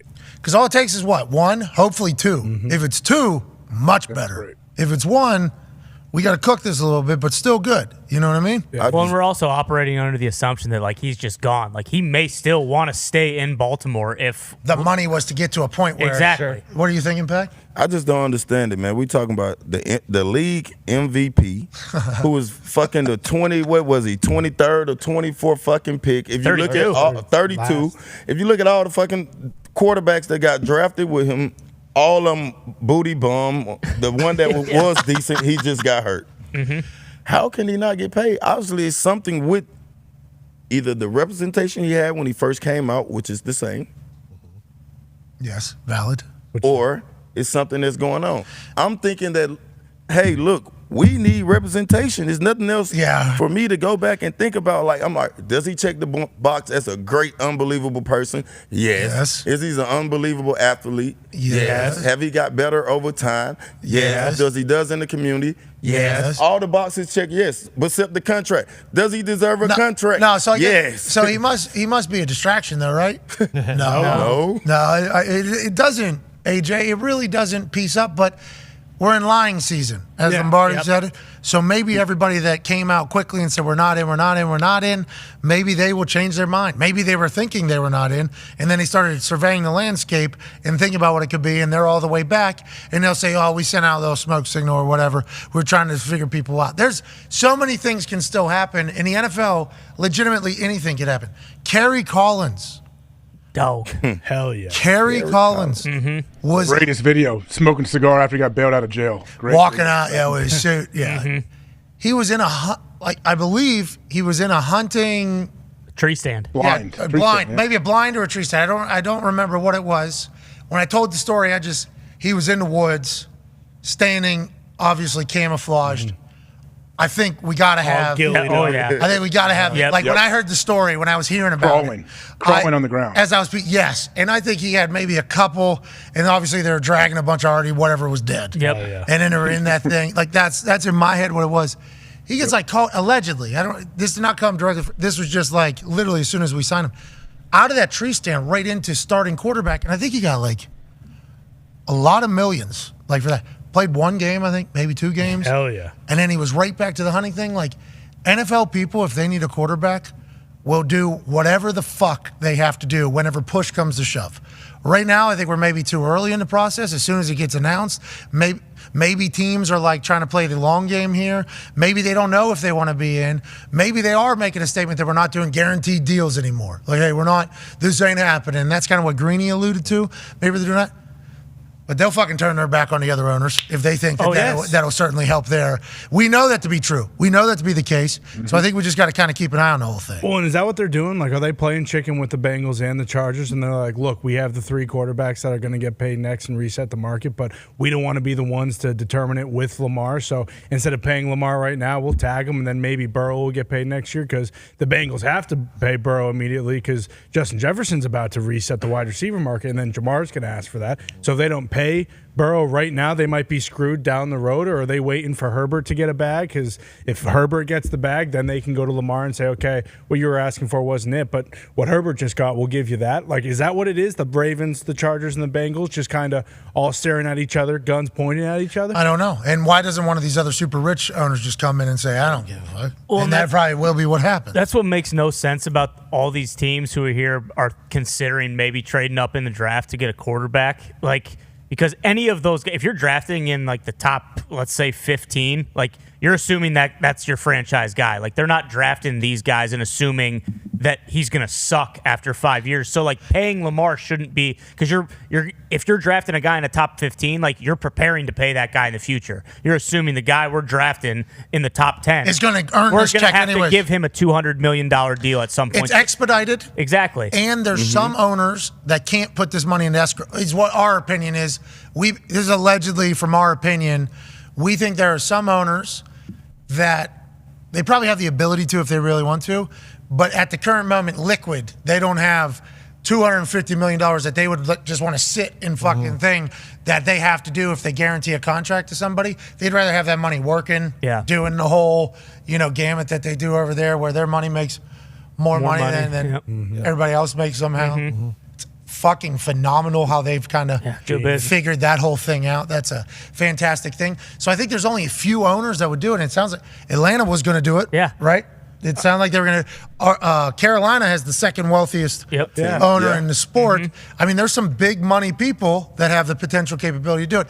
Joining us now is a man who might know more answers and probably has an incredible opinion on it, because we learned this year everything you asked this person about, he has an incredible opinion on. He's going to be a future Hall of Famer. He's going to be a general manager in the future around the NFL, and he's currently training right now on a goat farm somewhere in Texas with DeAndre Hopkins and Derek fucking Henry. Bouncing back off of a knee injury, just signed a deal with the Bills. He'll be there for a long time. D-end, edge, rush, whatever the fuck you want to call it, of the Buffalo Bills, Von Miller.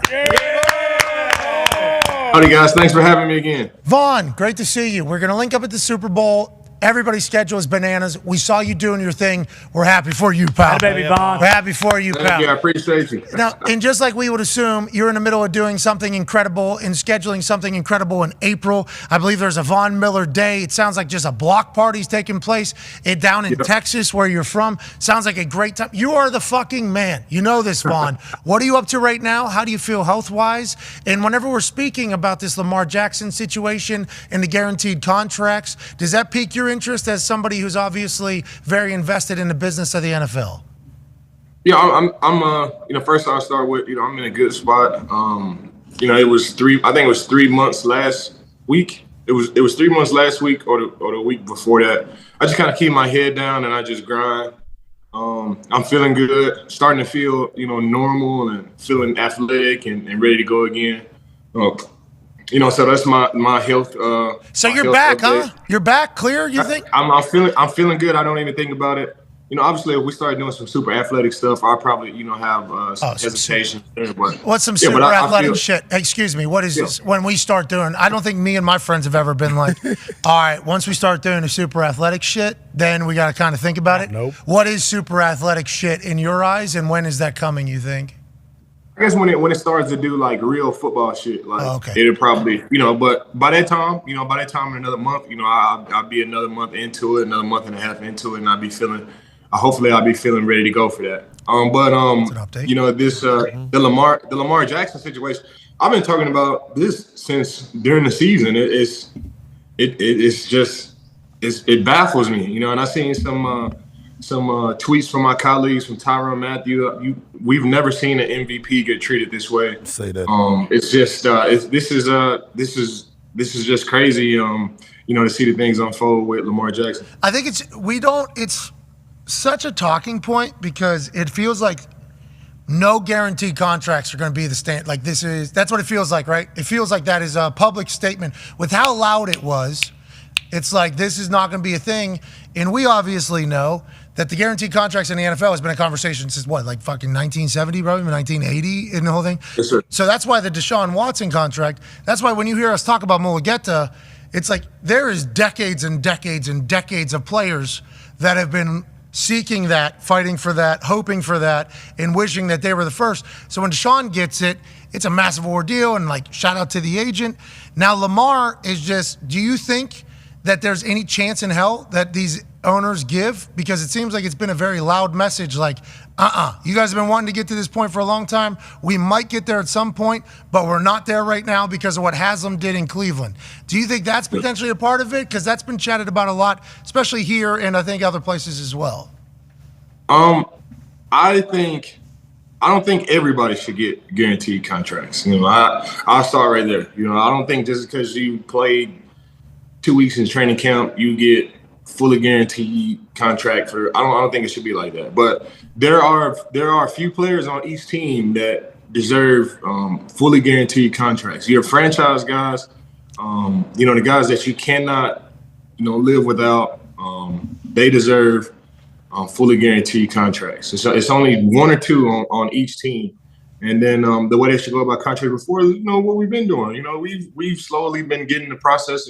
Guarantees are getting higher and higher and higher for all players. Myself and everybody, guarantees get higher and higher and higher. But for your quarterback, for your young franchise quarterback, that has to be the guy that you want to build the next 5, 6, 7, 8 years. You have to fully guarantee that contract. And I think when Deshaun Watson got that deal, I wouldn't say it opened up the floodgates, but it's starting to trickle a little bit. And there are a few players around the league that deserve that same type of contract. So Russ didn't get it afterwards. Nope. Kyler did not get it afterwards. Nope. But I think Vaughn won't say it because Vaughn's still in the league and Vaughn's an incredible leader. We wouldn't say at this stage that they are necessarily the ones that deserve to go do it. Like Russell maybe back whenever, was like he was a dog. He his first contract. We would probably expect it. But Lamar, I think, is like the first guy that we've seen that's like, hey, earned it. This is the one. And then you look at behind him, You got Burrow, obviously. You got Herbert, obviously. You got some guys Herbert's going to have to accomplish some. Jalen Hurts already in his fucking Super Bowl. Exactly. And with how good he's got, I mean, there's a lot of eyes on this, which is why I think it's such a big deal. And we just hope Lamar gets a couple $100 million right now for all of his hard work. For all of his hard work, we hope you know what I mean. We hope there isn't such a standoff where he doesn't get generational wealth too. You know, it's going to happen. You know, will it be an ugly mud fight that ensues to get there? You know, maybe, but it will happen. Lamar Jackson will get the deal that he deserves, whether that's from the Baltimore Ravens or whether that's from the Washington Commanders or whoever it may be. He will get the deal that he deserves. Way out. It just depends on who it comes from and what type of mud fight ensues, you know, to get there. Go ahead, AJ. Sorry about that. Vaughn, why do you think these teams that seemingly need a quarterback seem so quickly to jump out and say, "Hey, we're not in on the Lamar sweepstakes"? What's the reason behind that? Yeah, does that work? No, Lamar Jackson he's a different style of quarterback. You know, and I think it's easy for teams to say, "Oh no, we're not going down that road." It's not saying that he's not, you know, talented and he's not the MVP and he's not all of these things. But there are some teams that, you know, maybe they want to go in a traditional route with a different style of quarterback. Very fair. That's all cool. That's all cool. You know, maybe some GMs like this type of quarterback. They fit this team. They fit this offensive scheme, and you know, some teams like this type of quarterback. So that's what I thought. That's what I think we saw happen with the Atlanta Falcons, and it was another team that said, you know, right off the bat that they weren't interested. But there are teams that are interested. There are teams that are interested, and he's going to get a deal. It's a team out there that needs Lamar Jackson right now. It may not be the Atlanta Falcons, but there is a team that could use Lamar Jackson on the way to winning the Super Bowl. When push comes to shove, an owner is going to say, "We can win right now." Yep. Promise that? Yep. Fuck it. We'll take them. Do it. You know what I mean? Like, there's humans at the end of the day making these decisions. People can be out now and in after the draft, too, whenever they see their team coming together. I'm excited for it. Pac has a question for you, Vaughn. What's up, bro? Man, what up, my boy? What's up, my boy? I see you with the PXG. I see you with the PXG lid too, my boy. You smell me? Hey, look, we had Mike Lombardi on here earlier, and we was talking about how Lamar was drafted at 32. His mom been representing him through the whole time. My question to you: you've had a lot of big contract deals done. Do you think his mom I should rephrase this. Do you think him having his mom represent him is slowing the process down than him having somebody with his mom? Do you think it would speed the process up? You know, it's probably not. You know, this is just my opinion. It's probably not speeding this process up. You know, once you have an agent, you know, you talk about Mugaleta and, you know, all of these guys and Vanguard, and, you know, you talk about all these agents that do these type of contracts, you know, every other year. You know, they might be able to, you know, have some avenues that they can fall into where they can, you know, speed up a little bit. But as far as like slowing it down and it's going to stop him from getting the deal, no. I mean, you know, whoever you want to do it, that's how it should be. If you want to do your own contract, you go ahead and do it. You know, he wants to keep that 3%, that 2% in-house, and I'm all good for that. And, you know, it's opening, you know, the avenue for mom and all this stuff. I'm all for it. Now, is it speeding it up? Probably not, but I don't think it's slowing it down, you know, a tremendous amount anyway. You don't think it's going to stop it? You think a deal is going to get done regardless, one way or the other? Because once again, it is Lamar Jackson. Right. And if you got to figure out how to do business with Lamar, you'll figure out how to do business with Lamar. We have to remember there's a lot of time on this. Yeah. Now, there's salary cap gymnastics coming on. Obviously, March 15th is the time that they have to get underneath the salary cap. Whenever you think about that, and obviously you're an older player, so you've been around a long time, there's going to be guys that are about to get cut or traded that we never thought were going to get cut or traded. And you weren't a cap casualty. You were in the middle of a turnover, I believe, whenever you left Denver to go to L.A. But what is your thoughts on this time of year, and how do you view it, and what do you think the purpose of it all is? That's a little deep. Man, that's what makes the NFL like so crazy. We have all these interesting things about, you know, football. We got the refs on the football field. Oh, they're great. Remember? We got the combine, and now we got to have every team has got to be under the salary cap. I mean, that's what makes the National Football League, you know, what it is. And you know, every single year we are in this. We get in this period where guys get cut that you didn't think will get cut. They just signed a deal, but now they released. They're going to another team, and I think that's what it's crazy, but that's one of the crazy, interesting things about our league that makes it so it makes everybody want to watch it. That's just one of the things about the National Football League.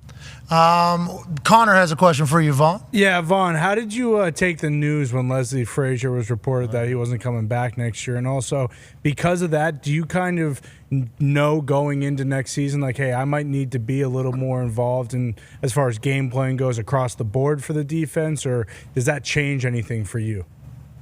Oh no, man! I'm out here. I gotta get after the quarterback. That is my job. We have a number of guys on our defensive staff, from Coach McDermott to Coach Washington. All these guys that have been defensive coordinators before that could easily step in and do their job. Football is already hard enough. Getting after the quarterback is already hard enough. I'm gonna stay where I'm at. But yeah, like I had said with Coach Frazier, it was surprising. I mean, I didn't mean that in a negative way. He had so much success throughout all of these years, and usually when a coach walks away, it's like right after the season. But for him, he took a little bit of time, and he decided to take some time off, get some things in order, and he's entitled to that. He's been around the league a long time. He's done a lot of things.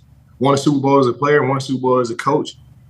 Whatever he needs, to get his mind right. I'm all about players and coaches first before like this game. You got to make sure you're right. You got to make sure your energy is right to go in there with all of these men and all of these women with these organizations. You got to make sure your energy is right. You got to make sure you're ready to go. And he's always been right, and he's always been ready to go. So for him to say he needs a break, let's give him a break, and we'll see him in 2024. Hey, Vaughn, Jordan Poyer's gone, Leslie Frazier's gone, Aaron Rodgers going to the Jets. Oh no, shit. The Bills are dead, Vaughn. The Bills are dead. We still got Josh Allen, man. Drew, hey, that is being forgotten in a lot of those tweets. Ty has a question for you, Vaughn. Vaughn, with where you're at in your rehab, are you good to can you go play golf, or are you can you only play like PJ online? Can you go out and kind of get active at Greener Pastures Farms? Can you play a sport like pickleball, where it's you can't really move that much? I mean, obviously heard you,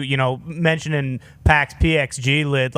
Are you in good enough shape where you can do that stuff and you don't have to worry about tweaking or re-injuring your ACL? So this is the crazy thing, with me and Dr. Cooper. Of course, we talk about football and all that stuff, but constantly it's always, when can I play football? When can I do this? When can I putt? When can I chip? When can I hit my irons and drivers? Every time we talk, that's involved. Not only just, hey, when I'll be able to run, or when can I do this or do that? It's always, okay, when will I be able to play golf? You said I can play golf in 3 months. We're at 3 months now. And you said I'm ahead of schedule. When can I go?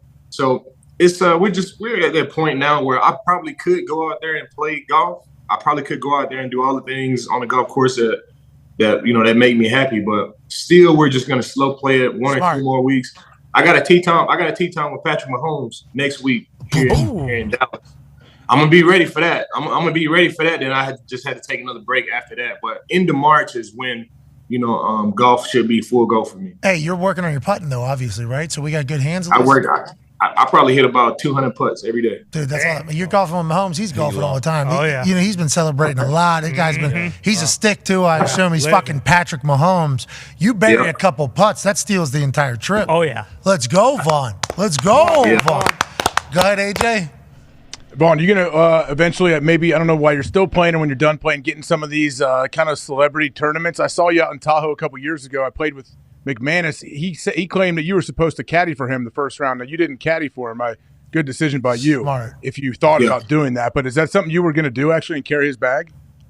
Yeah, I was because I had got invited to the Tahoe Golf Tournament, years. But when me and McManus, right when me and McManus first started getting cool, and you started to learn about your best friend's dreams and aspirations. One of his dreams was to play in the Tahoe Golf Tournament. And he was like, every year he would ask me, Vaughn, if you can get me in there, if you can get me in there, if you can get me in there, I owe you a massive one, right? So the way for me to get him in was to be his caddy, which I had agreed to be his caddy, so it could be like the kicker, linebacker, duo, and I'm his caddy. And Here we go. 2020 happened. 2020 happened and like COVID and everything was so crazy that I had to like drop out of that. So I was supposed to be his caddy, but I didn't end up doing it because of 2020 and COVID. Hey, you're a great friend. Hey, you're a great friend. I got him, man. I got it done. I got it done for my dog, man. I got it done. Hey, McMahon is a good dude, too. One of the freak show athlete. Freak athlete. Hey, people don't believe that, I don't think. He's a freak athlete. Man, you know about these kickers and these punters, man. They crazy athletic, man. It's crazy, man. They ain't too much that they can't do. Hey, say that. I think you clipped that. Can we please put that down in the goddamn thing? Vaughn, we appreciate the hell out of you, buddy. You're the absolute man. Every time you come on, I feel like we get a chance to learn something about you. And it's like, this guy's brain is so fucking big. Yeah. It doesn't make sense how you're so good at football. Can't wait to see your return and excited to see what the Buffalo Bills look like next year. How's that training? You, Derrick Henry, and D-Hop, what are you guys doing? You running around the greener pasture farms, or what are we doing? Where? Yeah. No, we're at Melvin Sanders Gym here in Dallas, man. And, Derrick Henry's been going there for a while. I've been going here for like 3 years now. And D-Hop was looking for a place that's going to be in Dallas. And, I had recommended him come over here to Sanders. And, we all get it in. Of course, when the Derrick Henry's, trying to get Derrick Henry to Buffalo, D-Hop, of course I'm going to work those angles. But, man, most of the time we're just in there working, man. It's just enjoyable to be around these guys. One thing that I would, leave y'all with, last week when I was at the Combine, and I'm meeting with these guys and to another note, like I appreciate all those guys for like sitting down and talking and really helping me out with my life, taking time out their life to help me out. Who? I mean, I can't really get into, but I talked to a lot of guys and it was super cool. With Bean? You were with Bean, or you were about like? Yeah, I was with Bean. I was with Bean last week, but sitting at the table. Sitting at the table. Hold on, we're sitting at the table with Bean at the Combine. Yeah, I met with Bean and I got to shadow and talk to a lot of guys on what it takes to be a big time GM. My first step, because I don't know anything about any of this stuff, so to be there and watch and observe was huge for me. But one of my main questions was, as a player, it's all about winning. Like they tell us, AJ, when we go into the locker room each and every year, no matter if we got a quarterback, defense, no matter whatever, it's about winning. Win. But the other side of it is not always about winning. So after I see, the Lamar Jackson stuff and, other players with other type of contract disputes, it really makes me think, is it really all about winning the Super Bowl each and every year? Because if that was our main priority, then some of these things would kind of iron themselves out after that. And another question that you're saying it's a little bit of a fugazi. It seems like we're not all about winning. It doesn't seem like if we're doing a lot of these. It's few teams that really are, and you see that. But my question would be is if everybody was all about winning, if everybody was about spinning up to the cap, trying to get the best players in there, and it was all about winning. And another question that really stuck with me was, or another idea, or another thing that I saw, right? There's all type of evaluations for players. You got the Combine, you got Pro Football Focus, you got all of these different things that evaluate players. But if you're building a team, you're first time GM, you're trying to build a great team, there really is no service for coaching. There really is no service that says this is the number one outside linebacker coach or this is the number one head coach in the league. It's all off relationships and what So that was two of the things that I really picked up for the Combine. It was a hell of an experience, man. Being around Bean and being around all these guys, man, it was super dope, man, and it just pushed my dream even further. Like this is something that I really want to do, and I'm gonna exhaust all options to be able to achieve that. Hey, it sounds like you're on the right path, pal. I think that's the right question that a lot of GMs ask. Like, hey, is this owner, is every building go all in? I assume is what because you hear stories about places and then people get jobs at some places and it's vastly different than what they thought it was going to be or sign up for. That's good. Hey, you're doing something like some recognizance. Oh, yeah. Yeah. Is that what the word is? Reconnaissance. Reconnaissance. You are. Hey, let's go, Vaughn. Yeah, boy. You're going to go do it, dude. We're thankful for you, pal. I appreciate you guys. Thanks, guys. Keep training, keep getting better. Hopefully that super athletic shit is right around the corner. Yeah, I'll be ready to go. Hey, let's make some putts next week. Vaughn Miller, ladies. Yeah. Hey, man.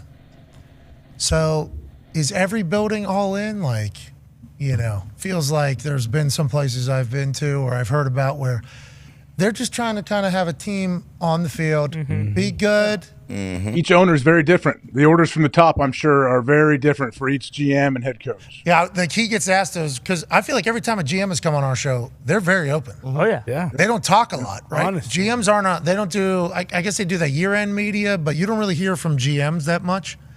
When they start opening up, especially with each other, and if Vaughn's like asking questions to GMs, like he hoping to be, I would love to hear the information. Listen to two thoughts he had.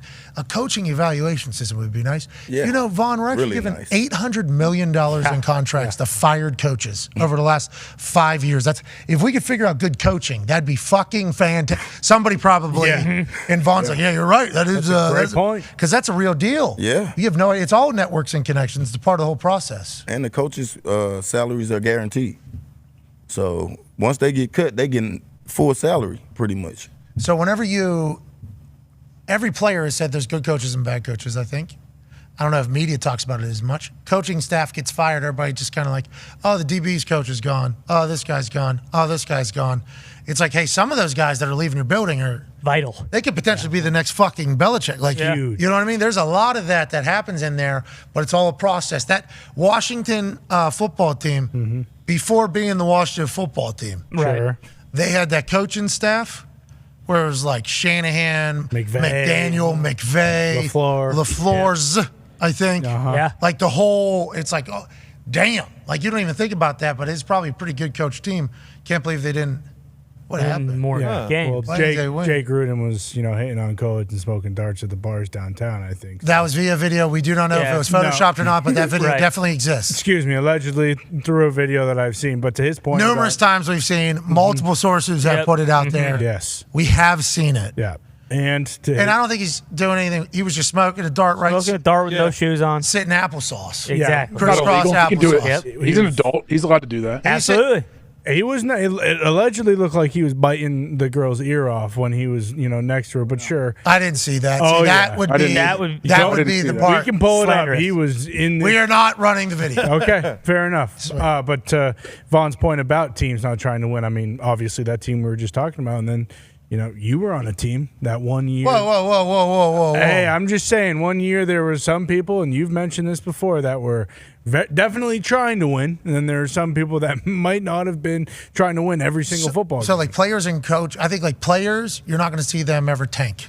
Like you can't. The right? suck for can't. There's so many guys that like this is my only opportunity to make a living. What? I'm putting tape out here. This is my Not if you care about it. Not if you care. If you have any pride, there's no way you're tanking. not only pride, but like business. Any angle you look at it, people aren't going to do it. No. Like there's guys that hate football. That are in the NFL that hate football, but they love what it brings them. They still are not going to throw the game. They're not going to cash it in or just say I'm not trying hard. I actually had to have that conversation one time with an assistant coach at one of the positions because he gave a speech in like a special teams room about how some of you don't love football and it's obvious. And I like went up to him. I'm like, hey, motherfucker, you're talking about don't love football? Love money though. Yeah. Okay. So like there's a motivation. Okay. So like we don't there is a motivation for them to go. It's like make that happen. You know what I mean? Like you can make that happen in there.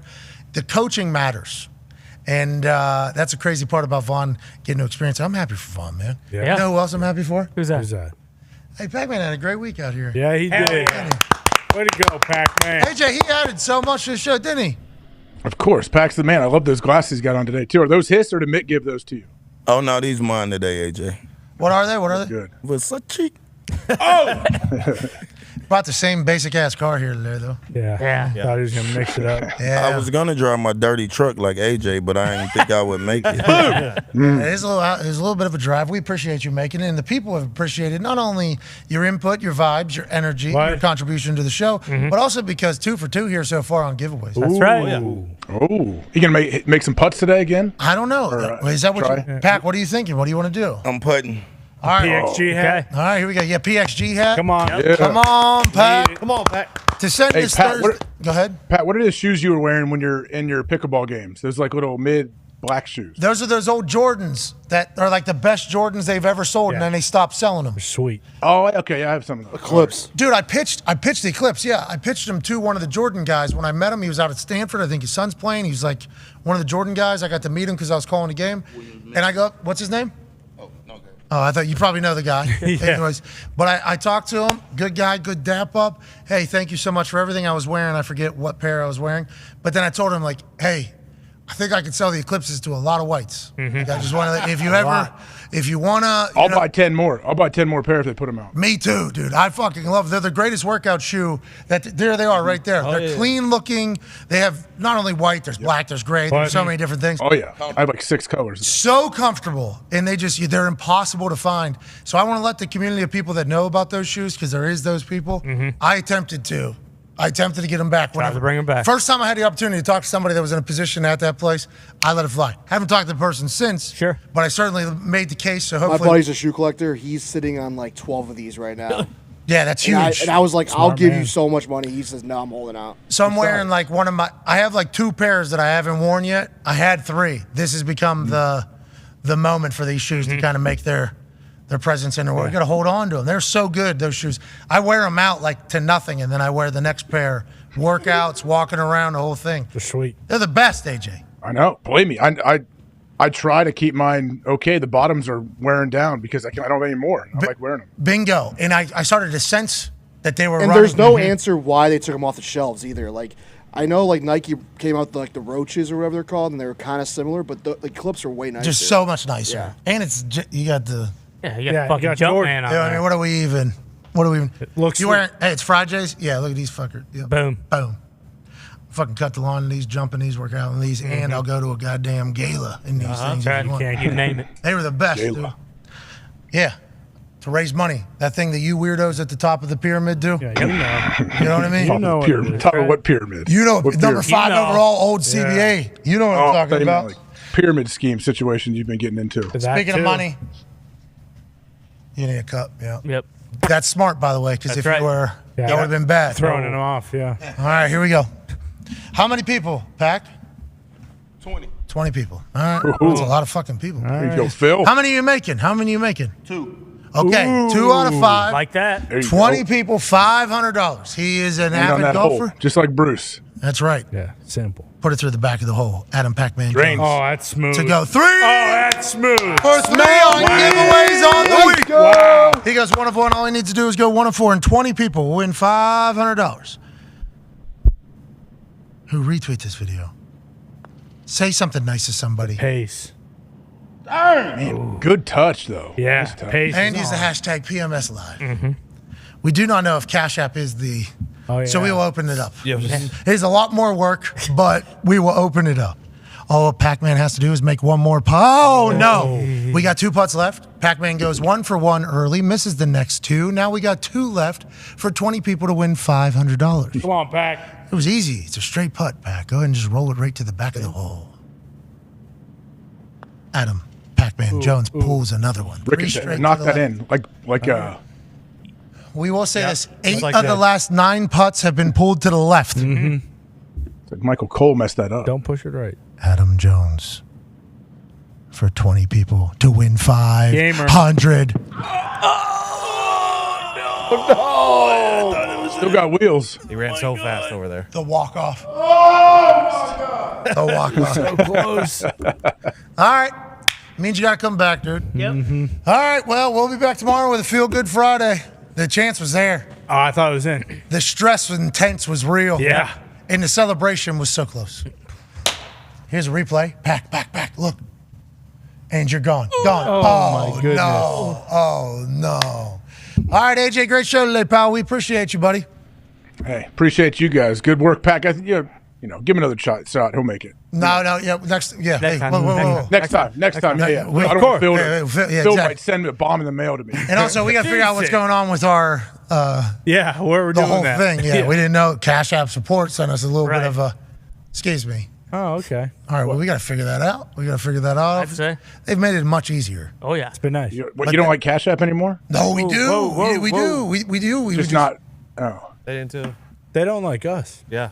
So really? No, we don't know if that's the Bruce case. said he's assured it'll never happen again. Yeah, just What'd you do? this is like kind of talk about Lamar. You know how they talk about speeding things up. Like whenever we kind of handle the shit ourselves, it's like, all right, we'll still give you, we'll figure it out, and then we'll make it happen whenever the time is right. That's kind of how it's been, and it's very like, yeah, it's good. It's been great. I mean, we got a lot of nice. We have a lot of that type of thing. Cash App support was like, no, we ain't got to fucking deal with them.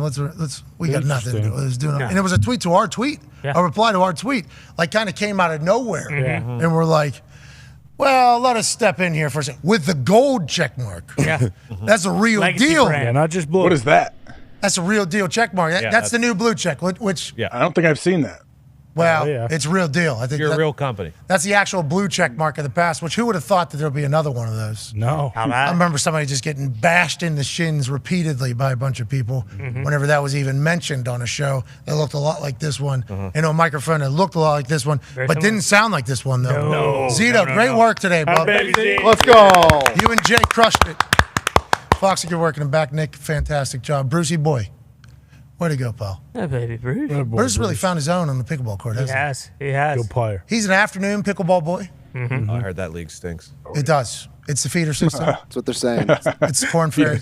Yep. See, this is going to Double turn it. bad because you're going to push the breakfast pickleball, and then there'll be 10 It's the people in morning pickleball boys. Yeah, the Thank breakfast you. with a Z. Okay. Well, the afternoon group, like evade, like back in the day, WWE style. Yeah, just kind of show up on a How tank. do you advance from the afternoon group? I think he's gonna wake up earlier. It's quite a dedication. It's quite a commitment. The breakfast boys are going to be pissed when there's 10 people in here and you got to wait. Will you please respect the morning pickleball Yes. boys? Thank Crack, you. the cracked egg boys. Although breakfast pickleball boys sounds much. We're now the BPBB. There you Yep. go. We don't need that. Like it. Turn it sideways. You can put 2 nets up, 2 courts. I bet. Good. Oh, Good point. Yeah, if you slide Or one, maybe we get an outdoor court at some point. I just want to let everybody couple know. outdoor courts. We will, but that's cementing and Yeah. I mean, That's there's a a, lot. there's a whole That's a lot. process. Thought Frank was Cementing. gonna do that. You know, yeah, you're right. I mean, we do have a concrete company in the building, but he's fucking booked out. That's right. Of course. How good he is at his business. Good and, for you. Good for And we're nowhere near where he lives. That's also a problem with concrete. It's pretty heavy. The tape job here with the painter's tape. Really good. Me and Con Really felt- good. we felt real good about it. Yeah, we knew right off the perfect. bat, Yeah. too. You could definitely fit Both some sides. courts in here, though. Yeah, I think we could. That's what I'm saying. Oh, yeah. We have the lines already kind of created to go sideways. Exactly. Yeah. Because to paint it this way, we had to use the lines that were already there. Mm-hmm. Created a pseudo court. So the lines are already there for a pseudo court almost. Look, you can take even one of the fucking, what are those, stand in the free throw lane thing? The One of the blocks. the circle? Yeah, the blocks, like those Oh. lines. We could just line up those with the tape. Yeah. We could easily have 2 courts going this way here. That'd be nice. Something We got to work about. about. Sound worry like a about tournament. yeah, exactly. And then we obviously put a commentator's table here. And then we're live from the action. Yeah, very easy, too, to switch to doubles, too. So you can just put the nets together, play both sides. A lot of tape. Yeah, we're going to need different colors. Inside That's it's all. singles. So the outside where it might have to be. Yeah.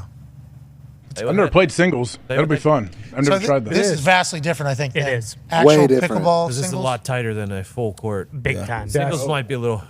Aside from the serve, that's the only thing that would be different. Rules wise, Yeah. not dims wise. Dims means dimensions. Yeah, no, rules wise. That's what they say in the biz, by the way. Need What biz? The That's- pickleball biz? Not- biz. Any biz. Anything that involves the dims, they say the dims. You know, comps. Okay. You just see the comps, like in real estate. They're always like dims. I need dims on that space up there. I was told by a guy straight face named Russ. I haven't heard that. Dude, I stopped the whole conversation. We were in the middle of just like doing a whole thing, and this guy was a great dude. Seemed to be on top of everything, had ideas, fan of the program. You know, this guy it was awesome conversation. Name was Russ or Ross? Russ. Good guy. Russ was a good guy. Ty's neighbor. A lot of energy. No, not Ty's neighbor, not a green guy, different guy to come in here and design some stuff. And we're talking about some ideas, and I was like, how quickly can this happen? You know, I'm not a big, like, want to wait forever guy. Yeah, gotta It's be not my quick. thing. He's like, I know, yeah, he gave us some stuff. He said, all you need to do is just send the dims of that, the dims of that, and the dims of that. And I said, hold on.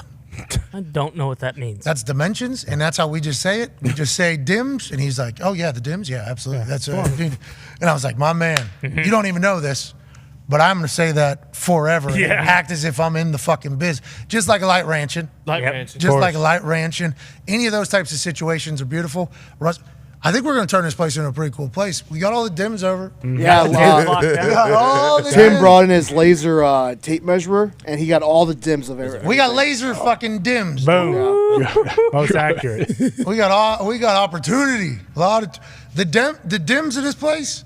A lot of opportunity. A lot of space. Especially with that pickleball concept. Exactly. Because it's like perfect for this. Is it going to come and go? You think pickleball? Obviously, it'll be a roller coaster of popularity. But do you think it like how long does it continue to grow and rise? It's like, hey, this is a thing. It's a big deal. So with us or the world? That's an interesting. The point. world, everyone. Like right now, I mean, I guess people that are in pickleball are diehard, all in. I feel. The world will keep going. It's still very much in its infancy. Yeah. So, what are you saying? The world will be? You think we're gonna? I love this. I mean, sport. there's always a chance with us that a butterfly could fly through here, and that's our new favorite. Oh, thing. for sure. That's It'll true. end. Valid. It'll end eventually. We know that. Just when? When will it end? No, dude. Listen. Actually, it's really good fucking workout. For It is. Boom. It's good cardio. It takes skill, and if you're a ping pong player, which everybody in here pretty much was, you can kind of play. Especially the one. You get as much cardio as you want. Like, you can get as good a workout as you want playing pickleball. Like if you decide to hustle and get after balls, you can. It's tiring, man. You can forfeit a point. You can chase a point. For Like sure. there's a lot of opportunity yeah. to make decisions in there about your cardio.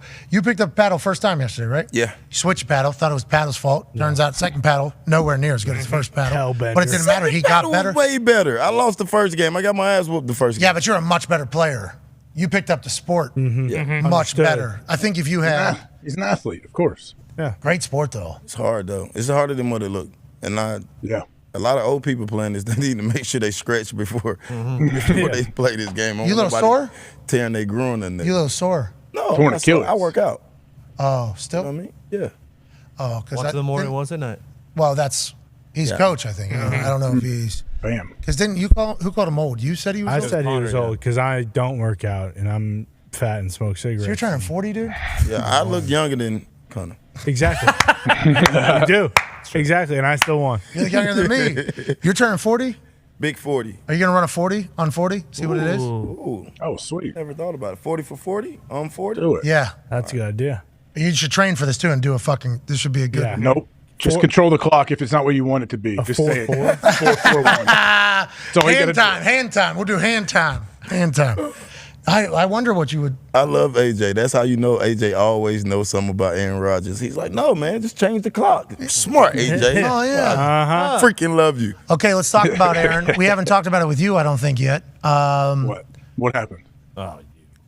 Don't be an You tell asshole. us. Yeah. You tell us, pal. Did anything happen that we? That anyone knows 11-hour about? trip in California. Woody Johnson and Aaron Rodgers and the boys, allegedly. What'd they do? Diana What'd they do Rossini together? says, very optimistic. Yeah. The deal's getting done That's in right. New York. A lot of things have happened, AJ. Would you like to comment on any of it or continue to be the guy that withholds information from every human on earth? First off, in that picture, if you cut back to that picture, Aaron, that helmet looks huge. It looks like it's way too big up top, right? That does look like it is a And little I know spaceshipy. he's been forced into that helmet too because he thought he was grandfathered in like Favre with the old school helmets, and I think they forced him to update it and do that, which still looks good, a lot better than some of the other terrible ones. With I'm the sure he was very thrilled. zipper. Yeah. Pumped to switch. Yeah. I don't know. Honestly, if He knew that answer. the Jets really, really want him from all the reports of what it sounds like, right? And if they want him, when will this happen? If they want to sign him, they want to trade for him, wouldn't they want to use him to recruit other players to the team? So they would want it to happen soon. Okay. All right. So let's take what he just said. All right. Let's just take what he just said. I don't know if it's going to happen. I don't know if he's going to play football, but that's what I'm Bingo. saying. The Jets obviously are very thirsty. They need him. They want him. Publicly, the Jets. I think privately, you would know better than anybody. Retirement's still very much on the table. I guess. I don't know how because he's so good, but I mean, he says it is, right? What's Tom Pelissero reporting? He said on here. Tom Pelissero, the Jets have worked through the compensation and contract for Aaron Rodgers. It's up to him to let them and the Packers know what he wants to do. Mike Garafolo said the Jets won't rush Rodgers. Everything about the Jets, right, publicly is just like, Do you? I'll cut my dick off for you. Yeah, exactly. Take your time. Okay, what's that? Players are recruiting him now too. Like, how does, like, if they don't get him, how does Zach Wilson and everybody else feel? Hey, listen, you got a penthouse here you can Exactly. stay in. I got a house out in Jersey you can stay in. If you're here during the summer, got a place in the Hamptons. You can. Hey, listen. Can wear 12. Well, Is Howard Stern still in the city, though? I don't think Howard would be a big fan. No, I don't think Howard would be a big fan. Howard's what in that. happened to that One guy? person in a city, Yeah. this guy.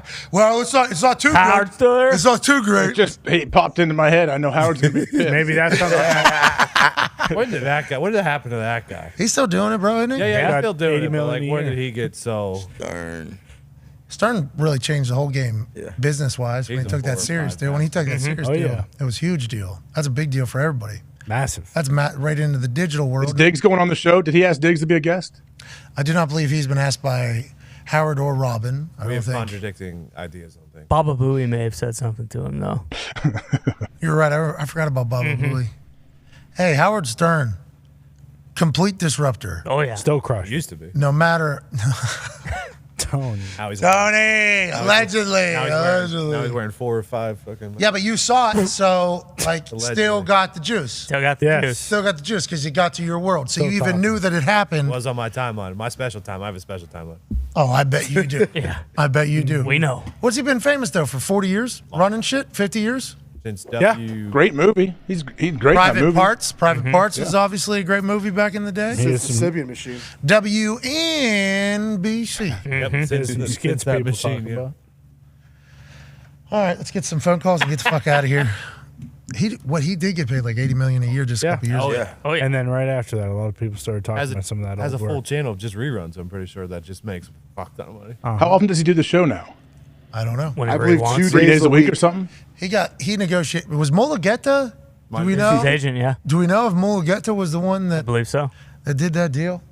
That would be cool if Lamar just signed with him and then 2 days later another $231 million guaranteed deal happened. Yeah. Justin Fields. That was your big push, by the way. I saw that today. I feel like you genuinely concerned about the situation for Lamar Jackson right now. I am, man, because I feel like he's worked so hard to get where he at right now. He deserved to be rewarded. And sometimes you don't have the best people in your camp giving you the best advice. And also, And 3%, man, fuck that 3%. Any agent's gonna do it they'll give your mom that 3%. yeah, probably for future deals. Yep. Marketing deals, everything like that. Everything's negotiable. So you can actually negotiate Yeah. you and your mom, if this was an avenue that you're even thinking about contemplating, you can negotiate with the agent. So you're still running this thing. That's right. 1.5. You're still in it. You're still doing your thing. Nobody will discredit it. Nobody will think twice about it. I do hope he gets generational changing wealth, though. Yeah. Yeah. Eventually. And remember, the best deal at the time is the best deal. That's right. Right. You know what I mean? Like that is something that everybody has to remember. And don't negotiate yourself out of a good deal, I've been told, by some people. Let's go to Matt in Vermont on the 5-Hour Energy phone line. What's going on, Matt? Yo, what up, Pat, boys? Shout out Hammer Down, Pod, Hockey Talk. What? Just wanted to call in, talk a little bit about Danny Dimes. Pac-Man's been talking shit about that deal. I really think that he's going to be worth it for the G-Man. Atta baby, Matt. And they are going to win more playoff games with Danny Dimes and Saquon coming back under Dayball. Let's go, boys. That baby, Matt. Matt's a big Giants fan. He's got optimism. He don't like your bullshit about Danny Dimes, Pac-Man. These nuts. Okay, that's the word Matt's saying in Vermont. We have an update on the internet. Aaron Rodgers, who has a Twitter account, has liked a tweet. Okay. Whoa. It is a tweet about Greeny. I assume slicing his meat off. Yeah. That is what this one is, we'd assume? I think so. I Deal. don't know exactly what that video is or what is all in that video. This one is the one where you need to send AJ Greeny's number. Okay. Yes. Okay.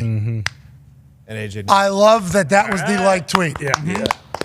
AJ, have you and Greeny FaceTimed yet? What has that happened yet? I have not. I did not have Greeny's number. No. That's what he said about you. Yeah, what the that's hell? interesting. Okay. You're the one that has. You have both of our numbers. You want me to Group text. I mean, I'm all right. I got a lot going on. Okay, private. We'll do it privately. You're right. You don't like group chats, chat rooms. No, I would love for you to send me. Honestly, if you give me Greeny's number, I'd like to send him a text. I can't commit to like a FaceTime, but I'll text him. Okay, all right. Okay, thank you. We're setting the precedent here. Understandable. This is just like Ryan Poles saying, I've already got an offer on the table for 3-1. Uh-huh. Hasn't been enough yet. He's saying, I ain't got time for a FaceTime. Okay, we got 7 kids. We got some shit to do. But certainly, that's big strides. Yeah. There you go. Happy to hear this. 2 sports icons. Yeah. Oh. That's right. Just send him little nuggets. Hey, Aaron says he looks really good in green. Just get him juiced, get him pumped. Oh my God, AJ. AJ, did you green too though? Here's a picture. I know you'd be fucking with him, but he would get excited. Here's a picture of my house I have. Greenberg has been rich for a long time. 25 years, 30 years. Mm-hmm. Imagine if Aaron actually ends up living in the house that, like one of Greenberg's houses. You could see it. That he has there. That would be hysterical. And it could be you. You could be the broker. Yeah. You know Greeny's all-time goal on what he wants to do with his life? What's that? He wants to be the MLB commissioner. Is that real? That's been his goal. At least he said it on Mike and Mike for at least 10 straight years. Dude, put him in there. I mean, we've seen the commissioner. Why not? Fire him in there. I love Greeny. He's been good to me. Yeah, he's a good dude. The internet, though. Because Greeny's been a part of every sports story in the history of sports. Like, literally, every single sports story. He's been directly in the middle of it going, his kind of thought, expert. Yep. His kind of thought, expert. Gather information, press back. He's been in charge of a lot. Greeny is the... He gives his opinion a lot more now, though, I think, which is good. He's in 2 Hall of Fames at this point. Yeah. He's a disher, though. That guy is Stockton. Watching him kind of navigate a show was really cool to kind of watch take place. He is unbelievable. I think people like him a lot more now that he's got a beard, too. He looks much He was more clean relatable. shaven. Agreed. Maybe Rugged. not so much. Now he's got the beard. It's like, this guy looks fucking cool. He wears Louis Vuittons, I think, every day. Red bottoms. He has like an incredible shoe collection. Boom. I assume he doesn't buy any of them. I would assume. No. Probably get sent to him. How about you? You buy all your own shoes and shit? Not all of them, no. Smart. Hell no. You got a pretty solid shoe collection, you? Yeah, I got pretty solid. Yesterday, people were talking about you with the LeBron Generation 1s or whatever. Game changer. There's some impressive shoes. They really don't supposed to wear those, but you know. You were playing. Could you play basketball in those, Pack? They look like they're 200 pounds. No, they actually light as hell, AJ. The look on the outside are a little deceiving. They probably one of the lighter Jordans that they done made. They lighter than the patent leathers, and I love the patent leathers. Me too. These are the most comfortable, I think. Yeah. Oh, those are the best. The black one. I had the black ones with the red bottoms. Yes. When I was younger. Yeah, you got the dress ones. Those are there's numerous. These seemingly the most comfortable. Oh yeah. For when I you like have, those. when you have to be in and out. My feet aren't always comfortable in some of those J's. No. Got them just for show. Right. Like, I'm wearing this at a thing, and then I will never wear these again because they are so uncomfortable. But then they have like a good 7 to 8. Or it's like can wear those out and about, which brings us back to the eclipses. Hey, bring them back. Let's fucking get those back.